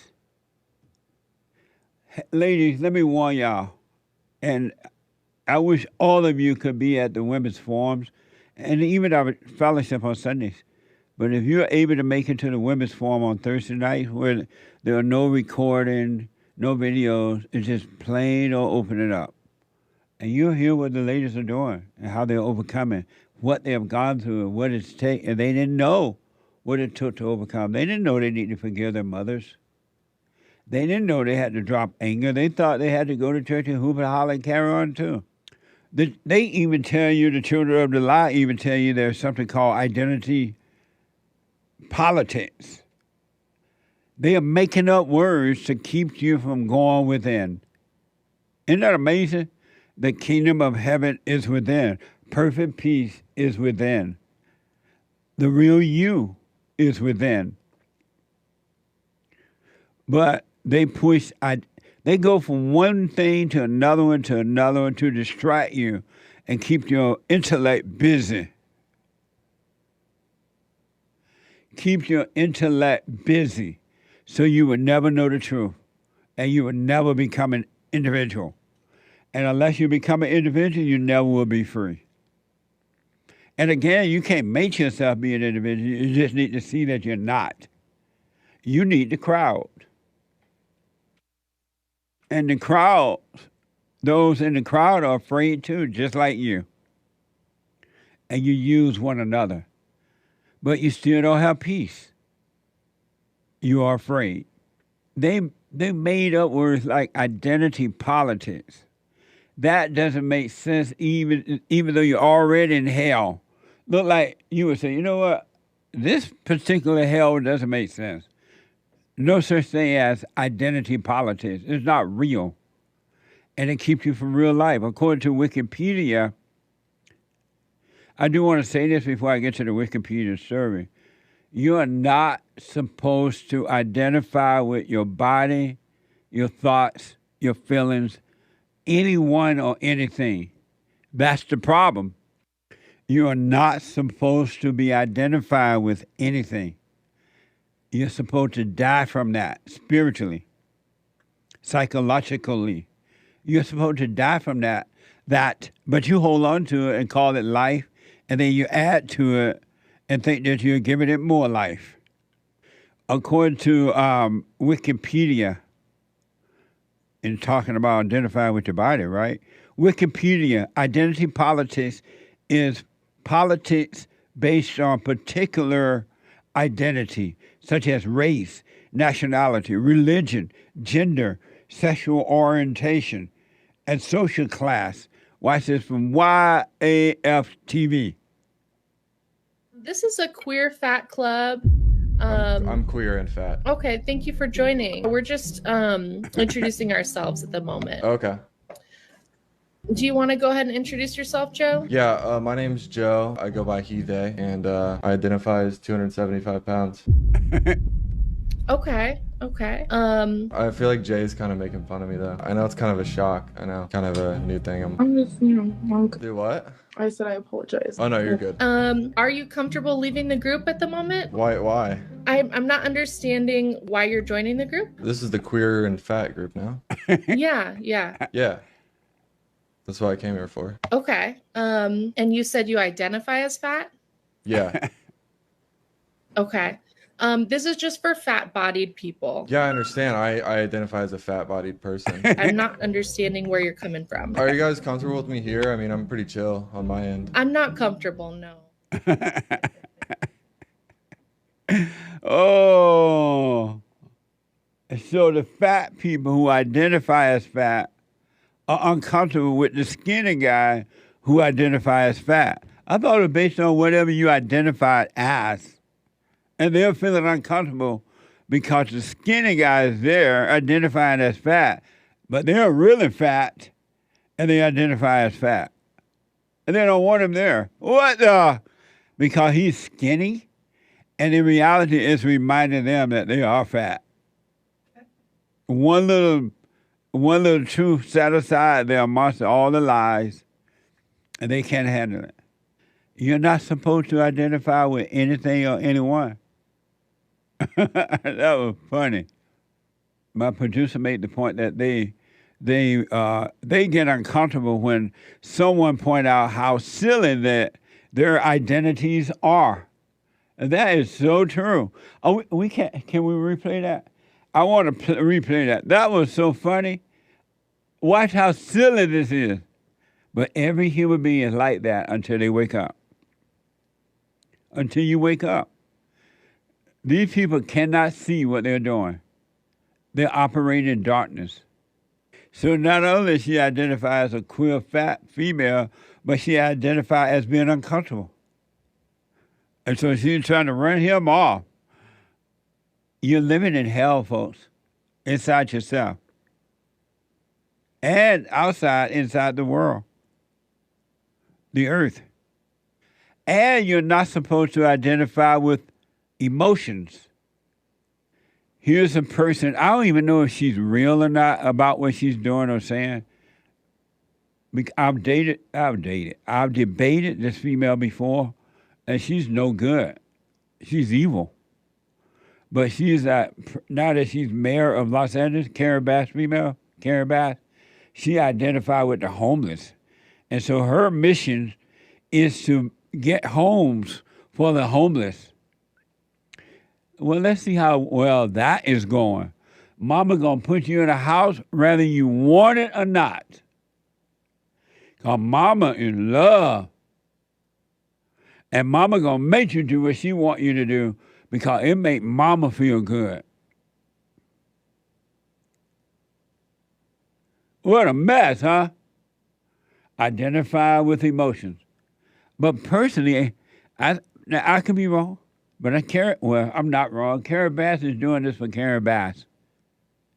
Karen Bass doesn't care about anybody but Karen Bass. And whatever can make her look good to get more thrill, she'll do it. Talking about identify with emotion. The Epic Time, is it Epoch or Epic? Epic Times is reporting. Listen to this. Despite spending more than $24 billion to combat the crisis over the past 5 years, California has seen its homeless population continue to surge. It's gotten worse and not better. But Mama Karen Bass said, oh, give me some money. I'll put everybody in a house, in a home. And it's gotten worse. New York Post is reporting Los Angeles Mayor Karen Bass pleaded with the most fortunate to help fund housing for the homeless. Yeah, I saw that on the local news. She held a press conference begging the so-called fortunate people to give her more money for the homeless people to buy houses. The homeless people don't even want it. They love living outside and begging and fighting, destroying other people's property. If they didn't, they'll get their own homes. Apartment, they'll find a place to live. But no, Mama Karen Bass, she got to do it. It looked good in the media. So according to the New York Post, Los Angeles Mayor Karen Bass pleaded with the most fortunate to help fund housing for the homeless. Does that make sense? I told you once, I've told you twice, and I've told you 1,000 times that human beings are evil. There's no good in human beings. The nature of human beings is evil. It doesn't matter what kind of title you have, president, mayor, doctor, lawyer, Indian chief, counselor, psychiatrist, sociologist. You can have PhDs, MSDs, STDs. You're still evil. You can be the president of the United States and evil. It's evil that Karen Bass pretend that she can house the people, the homeless.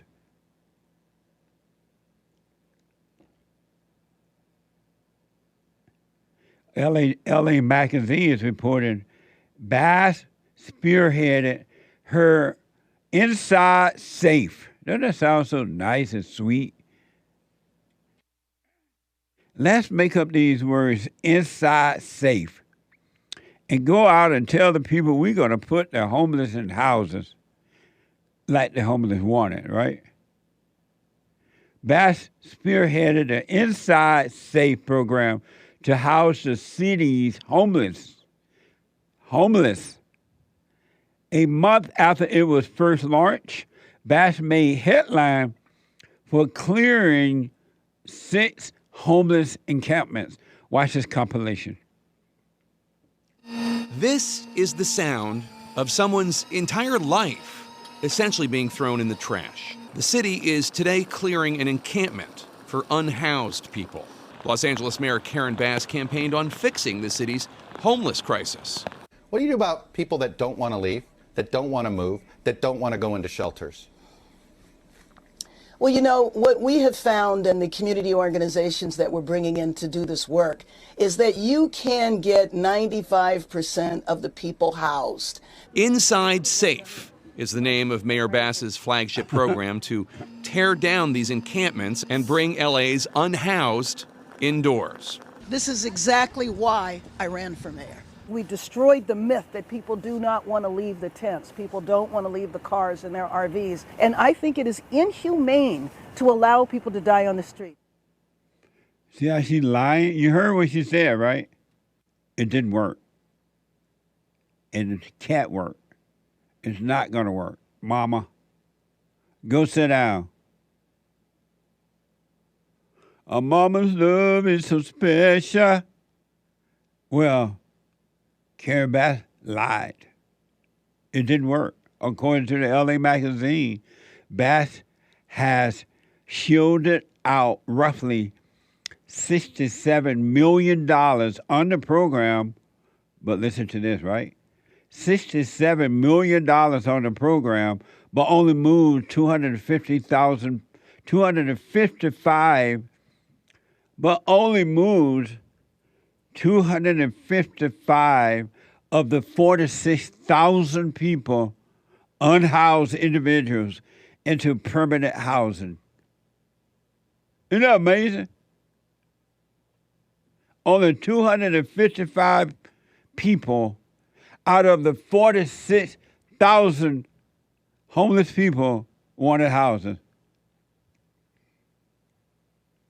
And she was giving it to them. Will she come back and say it didn't work, or will she make up another excuse?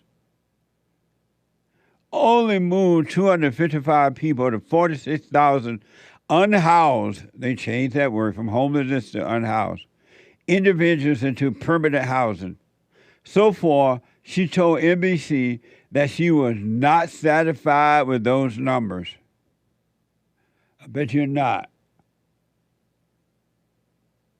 Human beings are evil. Smiling in your face while stabbing you in the back. Stay out of the public school. It is just more hell, and a pure hell now. I just want to give you an example of some of the things that's happening in the public schools today. I would even recommend teachers stay away from them, from those schools. Let me give you an example of some of the things that's happening in the public school system. This is from the post-millennial. Talk about hell on earth, right? From the post-millennial.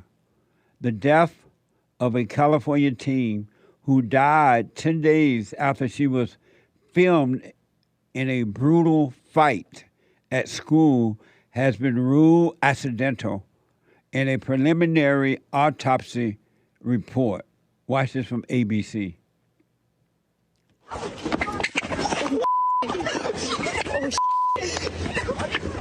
Arizona middle school showing one girl attacking another as other students watched and recorded it. The girl was rushed to the hospital for her injury. She's still recovering. She's then filed a police report along with her mother. We want justice for our daughter, and we want raise awareness that this is not okay. I talk to the principal and I tell him, you know, I'm very upset because I come and I drop off my kid here at school and I pick her up here at school where she should be safe. Right, but you don't love her enough to keep her at home and raise her. You can keep her at home and raise her. You don't have to put her in the public school system. And especially, it's not like she have a father and a mother there.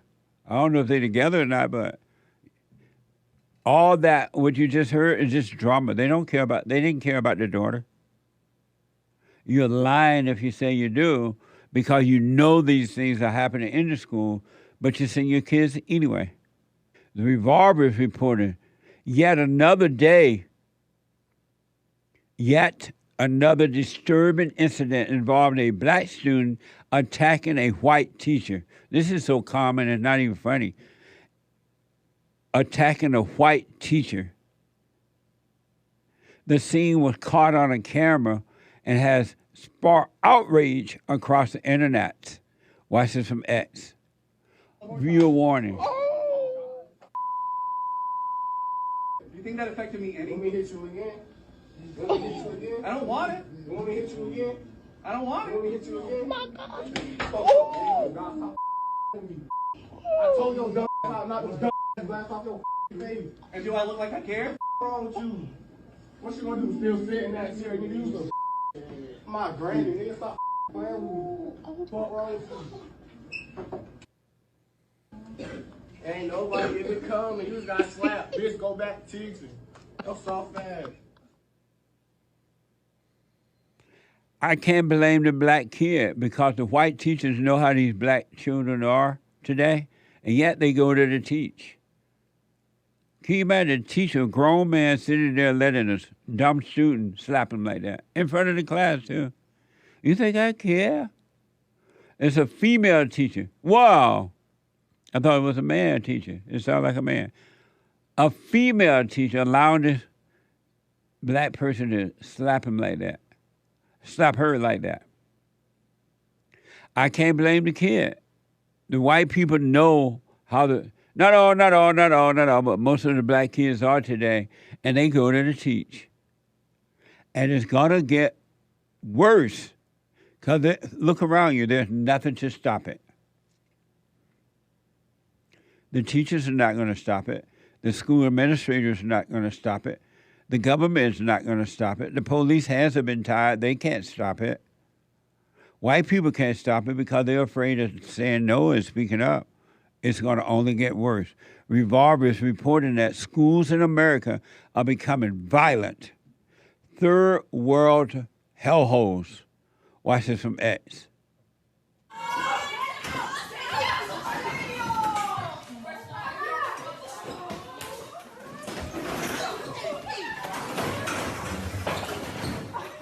And they have on uniforms.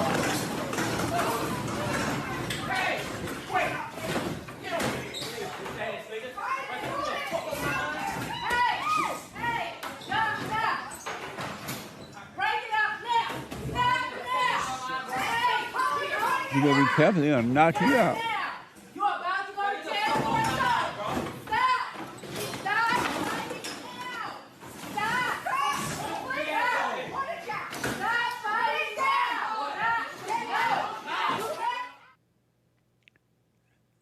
You still want to send your children to a school like that? Revolver is reporting that the entire classroom start brawling. Watch this from X.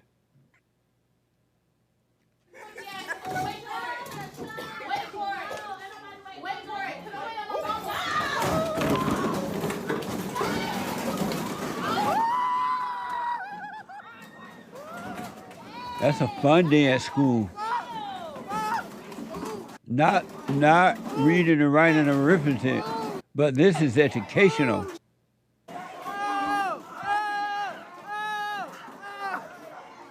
The entire classroom.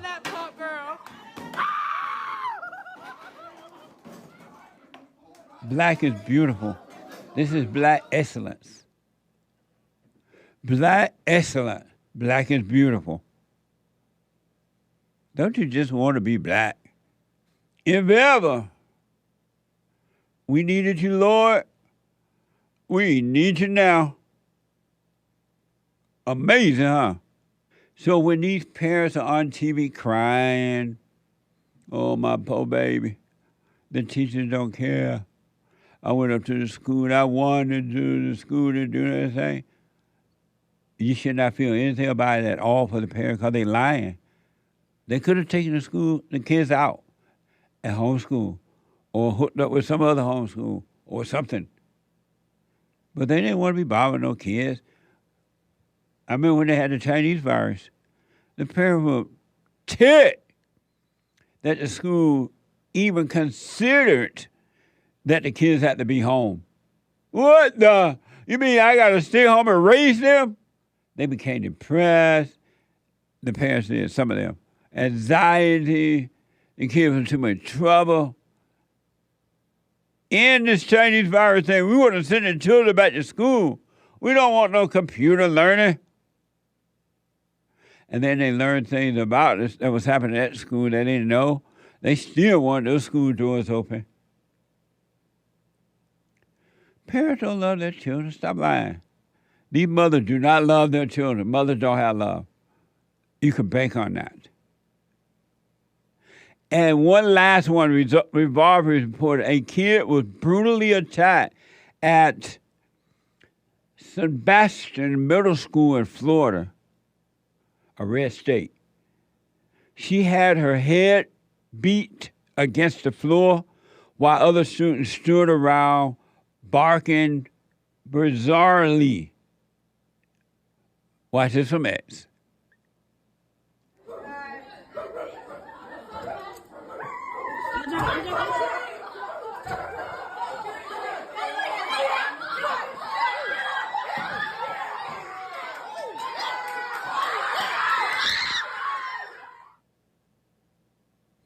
Reading, writing, and arithmetic. That's what you get today. Instead of reading, writing, and arithmetic, you get beat. I blame the parents. The parents don't love their children. And these white teachers who go to these schools and teach at them, I blame you because you don't have to be there. So my producer gave me these clips to react to. I have not seen them yet, right? Right. I have not seen them. And he wants my first reaction. This is, you have a Jose? Yeah, we can start with the second one. We'll just do 4 of them. What's wrong with the first one? Because I know what it is, and it's not good enough. Oh. So the WOC, let's play that clip, number 2. A Boise, Idaho woman is considered a medical miracle. Laura Esterman was struck by lightning nearly a month ago, and she was considered officially dead. Thankfully, CPR from her mom revived her heart, but she laid in a coma for 2 weeks, and then she defied all odds and woke up.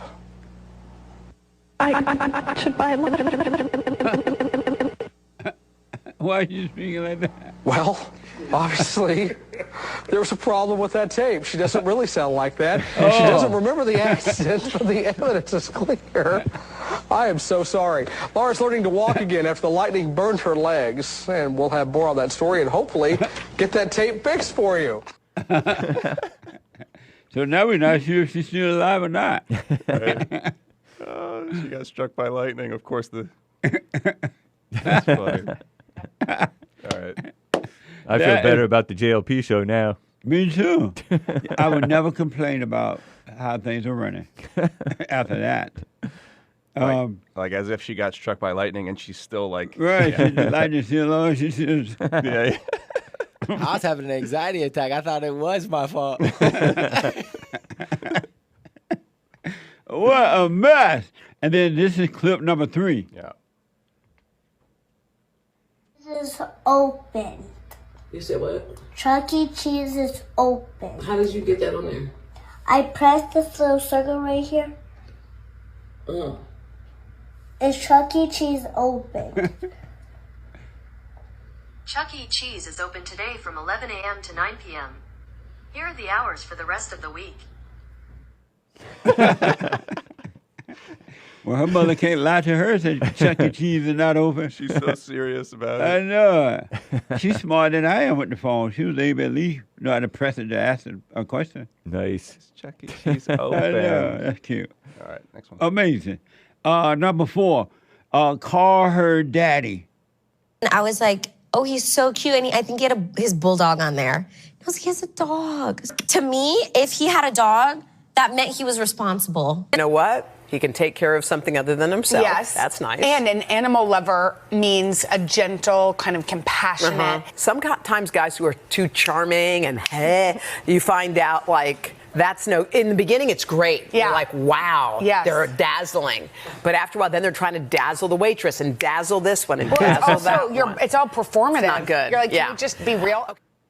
I don't understand that one. So Simone Biles is a gymnast, Uh-huh. and she was talking about how she met her husband or fiance. And she was like, well, he had a dog, so I knew he was, compassionate. Oh. Responsible. And responsible. And then the host was talking about something else there. And so Simone was that first black girl in this thing. Yeah. Oh, I see. Yeah. What? Well, I noticed that men who have dog owners, they're real sensitive. They're very emotional. They love their dog to the point the dog sleep with them. Yeah. Come on, man. Eat with them. They are very sensitive. Yep. Emotional. What the? Not good. You could skip the last one. But they are responsible. Like, that's too much responsibility for me to have a dog. I can't even have a snake or a turtle or anything. We had all different types of animals growing up. Y'all did? Yeah. White people mess. Snakes, rabbits. And the last one is for boss man. Yeah. Okay. If you sit back and take out the drama and stuff of everything that's going on, and you look at the world as a whole, our money sucks. They've driven it into the ground. They're trying to come up with a different type of currency, more and more dependent on the government. They're inviting people from other countries and letting them just come in here illegally from other countries to be dependent on the government. They are trying to masculine men, if you want to say. They're trying to take their masculinity away from them. It's more and more preached and taught, especially by the school, that this socialist, Marxist type environment is more of the prominent thing that people should want. There's just a report not too long ago that two decent sized, or one big trucking company and one smaller trucking company in California shut down because they can't keep their doors open because of all the regulations and stuff that these cities and towns are putting on, or the government is putting on people running businesses. It is absolutely a trash time right now to be an American. What is there to be proud of? Amazing. Real man. That's a fact. Regular based Yeah. guy. We need him running the government. Yeah. Men like that. And it matches sort of what you say. Like, what is there to be proud? What is there to be proud of? Nothing. Like the patriotism that we used to have, like, and being proud of our country. It's gone today. Like, where is that? And why should we even have it? Do you have a fear of criticism? No. Hake? You don't I'm have kidding. I'm kidding. You don't. Why do you say no? I think like receiving criticism from people is really like a really simple situation. You know what I mean? Like I'm doing something, they have some criticism, whether it's constructive criticism or whether it's just, bad mouthing me or whatever. Either way, it's a very simple situation. Like either I will take their advice or I won't. You know what I mean? There's nothing more to say about that. Is there such a thing as constructive criticism? Right. Yeah, there is. There is? Yeah. Oh, you think so too, Hey? No, not you think so. Is there such a thing as constructive criticism? I heard it growing up. And what is constructive criticism? That's where you criticize them in a way to help them. Yeah. What is constructive criticism? It's pretty much the same thing as the difference between positive and negative reinforcement for kids.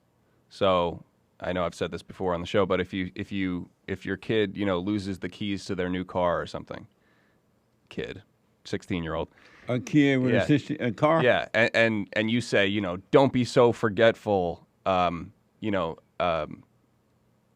instead of saying I want you to be more conscious, you know what I mean? I want you to take care of your car. You're putting those positive reinforcements into your kid's mindset instead of saying, don't be so forgetful. Immediately they're thinking, oh, forgetfulness, like I'm going to do it again. So same thing with constructive criticism. If I paint the wall and you say, it's not. Let's just say it's not good enough. You know what I mean? Half of it's lighter than the other. And you say, I want you to be more conscious. I want you to, paint the wall better. That would be constructive How about if I walked in and I saw it? I'm like, what the? Yeah. Are you an idiot? You know, like that would be negative reinforcement. That would be just regular criticism. But I don't understand how criticism can be constructive when people criticize you, they're mad at you, they're trying to hurt you. Because how is that constructive? Because you're providing a solution along with your criticism. Criticism isn't always mad and trying to hurt. When it's not? When you're supposed to criticize people. Who said that? Everybody. God. Everybody who's anybody. I feel Who like said that? You feel like what? I feel like they came up with this word constructive criticism because just like you just expressed, the connotation of criticism is considered like a negative thing when it's not necessarily negative. And like Sean said, whether it's negative, whether it's meant badly or not, it's a simple, is he right or is he wrong? Who's the person who's criticizing me? You agree with that? Yeah, I'm either gonna take your advice or not. Like there's nothing like being offended or anything like that. But in your criticism, you either provide a solution or you're just criticizing. You're saying either, oh, you're an idiot for painting that wrong, or you're saying, you know, you can be better at this, be more conscious, paint it this way. That's constructive. Oh. But if you just say, you're an idiot, you don't know what you're doing, that's just criticism. Oh, back in a moment. Do you have fear of criticism? The biblical question. I mean, yeah. You got to take a deep breath like that. I'm not going to answer that question. Respectfully refuse. But These are true. my experts, folks. Sean answered like the normal manly way, where you can just, because when it comes down to it, you just take the emotions out of it, because the emotions are just a bunch of unnecessary ego. Right. But that doesn't change that some people have a fear of criticism. And so do you have a fear of criticism? I said I'm not going to answer that. So when you said some people, my friend, I have a friend. Winky Right. face. And Sean, so you don't fear criticism at all? No. Oh. When you die and your brain stops functioning, what happens to you? Oh, I know exactly what happens. What? So, in my opinion, when you die, The expert. when you die, you eventually go to the same place that you were before you were born. Right? You don't remember where you were before you were born, right? You weren't happy, you weren't sad, you weren't in pain. You don't remember you being in pain before you were born, right? Or being happy. You were just part of everything. You know, one way of putting it. I think everybody, no matter what you do on Earth, eventually goes back to that place. But in the process of dying, like when your body is shutting down and you're actually in the process of dying, you end up reliving a lot of what you went through. Will you die? Yeah. So, While you're dying? Yeah. Or after you die? Right. So that Which one? While you're dying or after you die? While you're dying, okay. In the process of dying, which on Earth takes a second, but once you start dying, you know, time changes, and it may take a second on Earth, but you experience it as taking a really long time. So that process is what we refer to as either heaven or hell. When you relive what you did on Earth, you either go through heaven or you go through hell. I realize that once you die, that when you die, your brain disappears and all the thoughts and stuff, that you cease to exist. And then that's what dying is about now, the ego. You mentioned the ego. You have to cease to exist in order to live. Isn't that weird? You mean like physically die, you cease to exist? Like if we die right now, if the ego death died, all our thoughts and ideas and emotions and fears and fake happiness and all that died right now, we will cease to exist. Because it's not us anyway, it's a fake us. And we would disappear from that and the real us would live. And that's why it's best to die while you live than to wait till you leave your body to die. I don't know if it's best, but to die, we need to cease to exist while we're living. Isn't that weird? I think that's true. It makes a lot of sense. That sounds like just becoming humble. Not to cheapen it, but it seems like that's what you're supposed to do because you really aren't supposed to be self-seeking. It's so interesting to me that we all have to die in order to live. It's so interesting. It's not a contradiction, it's a paradox. And then, that's right. It's not a contradiction, hate. It's a paradox. Yeah. What's a paradox? I don't know. It sounds like it's a paradox. Sounds like it's a contradiction, but it's not actually a contradiction. So you have to resolve it or accept that it's resolvable, but you don't understand it. The weird thing about it too, as long as we live, we suffer. Yeah. Nobody that's living is living freely. They're all living in pain. Right. Isn't that weird? Yeah. But then if you die, you will have no more pain. Right, but if you don't go through that ego death throughout your life, then in the process of dying, you have to go through it anyway. Yeah. So that's what hell is. You know, going through it anyway is like hell. But if you go through it while you're living, then you're in heaven. What's so weird to me too is that I'm black and slow, and I can't. It's amazing to me that the understanding of that would come to me, being black and slow. Well, because it look like stuff you can learn in school, but you can't.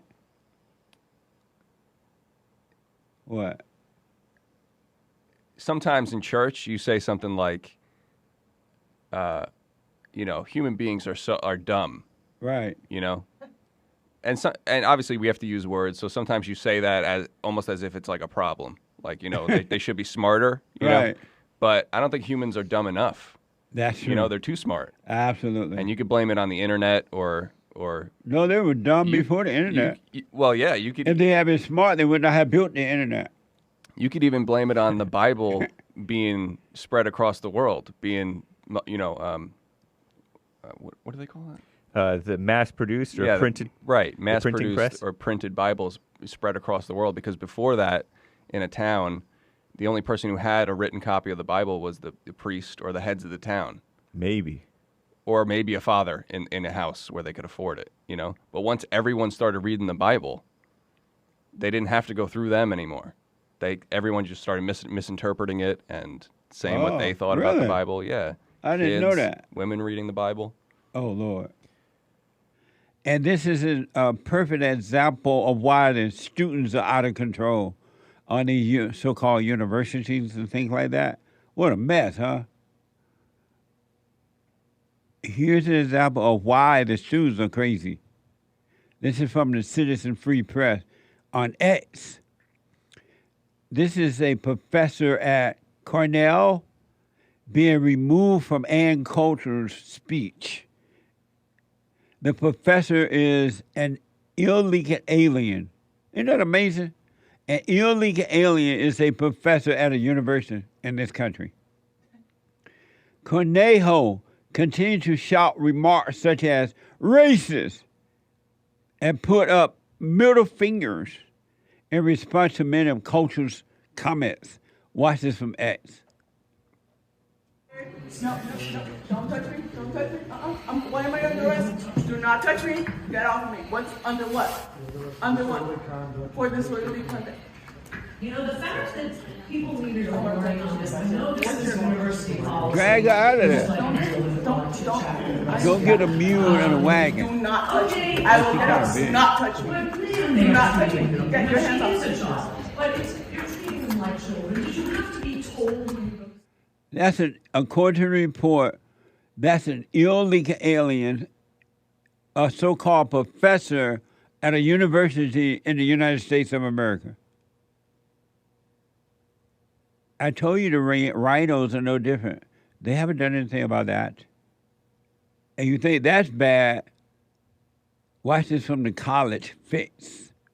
Y'all crazy, by the way, for spending all that money on college.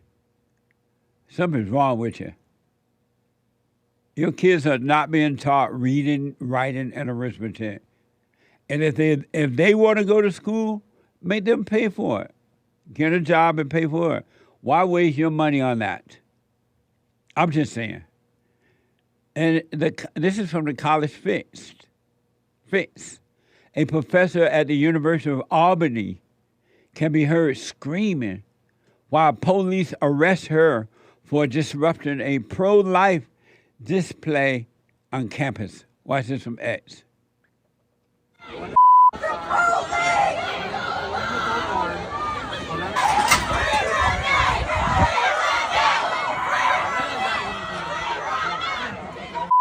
Really?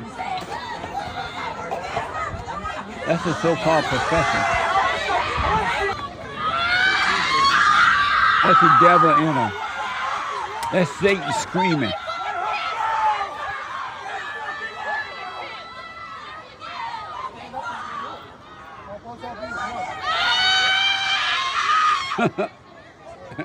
That's Satan. That's evil. Isn't that amazing? And y'all pay all that money. And the student yelling, she is a effing professor. What is that supposed to mean? She's a nutcase, it appears.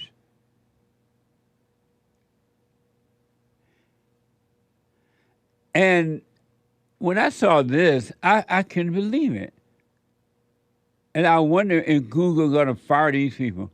I mentioned this story yesterday. Google employees, some of their employees, were sitting in the office of their boss yelling, Google, you can't hide. The employees. I would have fired them so fast, it would have made their heads swim. Watch this from CNBC. Google terminated 28 employees Wednesday after a series of protests against labor conditions and the company's contract to provide Israeli government and military with cloud computing and artificial intelligence services. Watch this from KTVU. Watch this. Of the 28 people fired from Google, Iman Hassim is one of them. She's a software engineer who flew in from Seattle to Sunnyvale to participate in a sit-in. This is video from one of the Google offices. Google, you can't hide! She says she went outside when she was asked to leave, and she was not one of the 5 people arrested. She knew she was risking her job, but she says she does not regret it. There was absolutely no way that I could continue working at Google without pushing these demands. They're continuing to lie not just to their employees, but to the public and all tech workers. Google called the employees' behavior unacceptable and disruptive, saying it violates multiple company policies. An internal memo from Google leadership reads, they took over office spaces, defaced our property, and physically impeded the work of other Googlers.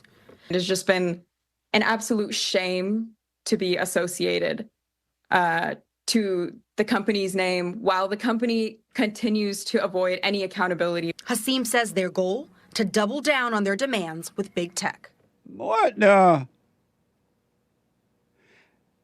If my employee were to protest like that, I have Billy throw him out the back door. I was like, Billy, go down there and just throw him out the back door into the alley. What the? Good rhythm to bad rubbish. Grandpa tell me about the good old days, and they can make you spend all that money. All that money. And this is what you got. NY Post, New York Post is reporting.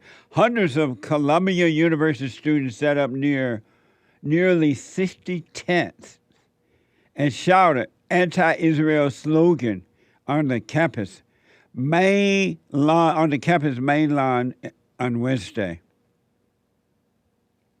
CBS. As dueling pro-Palestinian and pro-Israel demonstrations swelled at Columbia University Wednesday afternoon, the school's president, Manu Shafiq, was sitting before the House Education Committee for 5 hours.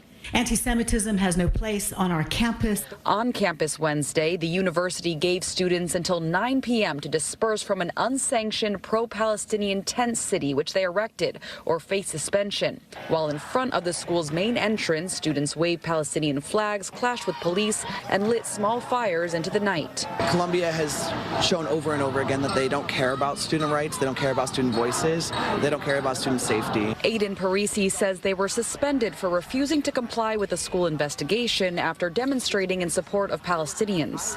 They conflate anti-Zionism with anti-Semitism, which is inherently anti-Semitic in its own way. But some Jewish students became visibly emotional as they walked past the rally. To hear them cheering Intifada right now, when that instilled so much fear in so many Jews all around the world, is just really disturbing. Kim Silverman, a Jewish graduate student, told me she regrets her decision to attend Columbia.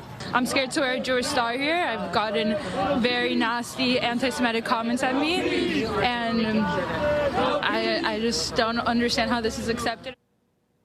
All hate is hatred.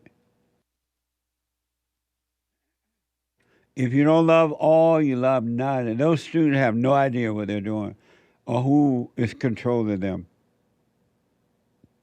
They have no idea. And last but not least, this is from Fox. Anti-Israel protester was arrested and charged with making terrorist threats at a Bakersfield City Council meeting in California on Wednesday.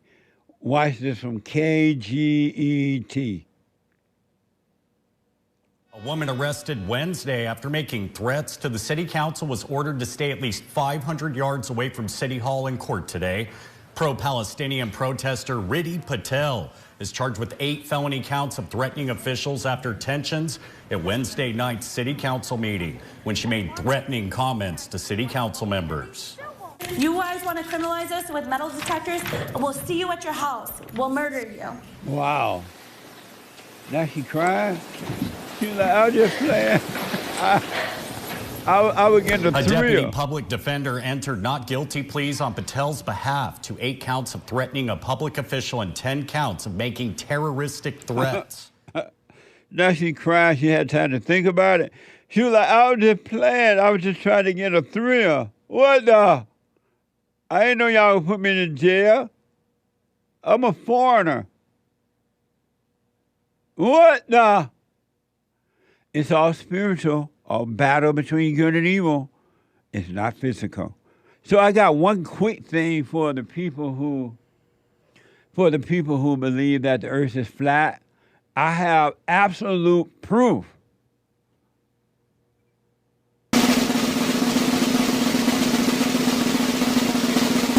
That the earth is round.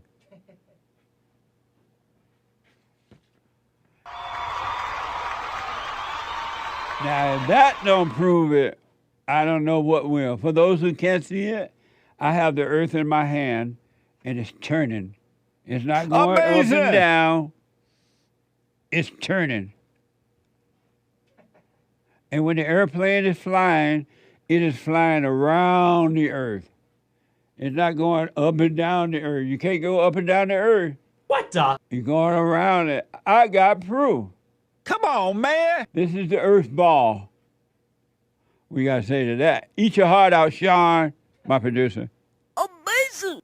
It's a big, beautiful ball. A big, beautiful earth. See how it's turning? You have it upside down. Like that. Now it's sideways. Like there that. you go. Something like that. See how it's turning? Does it look like up and down to you or turning? And it's flying through space, which is real, people. Just like that, too. Don't let anyone tell you the earth is flat again. Tell them Jesse showed me the earth on his show. Amazing.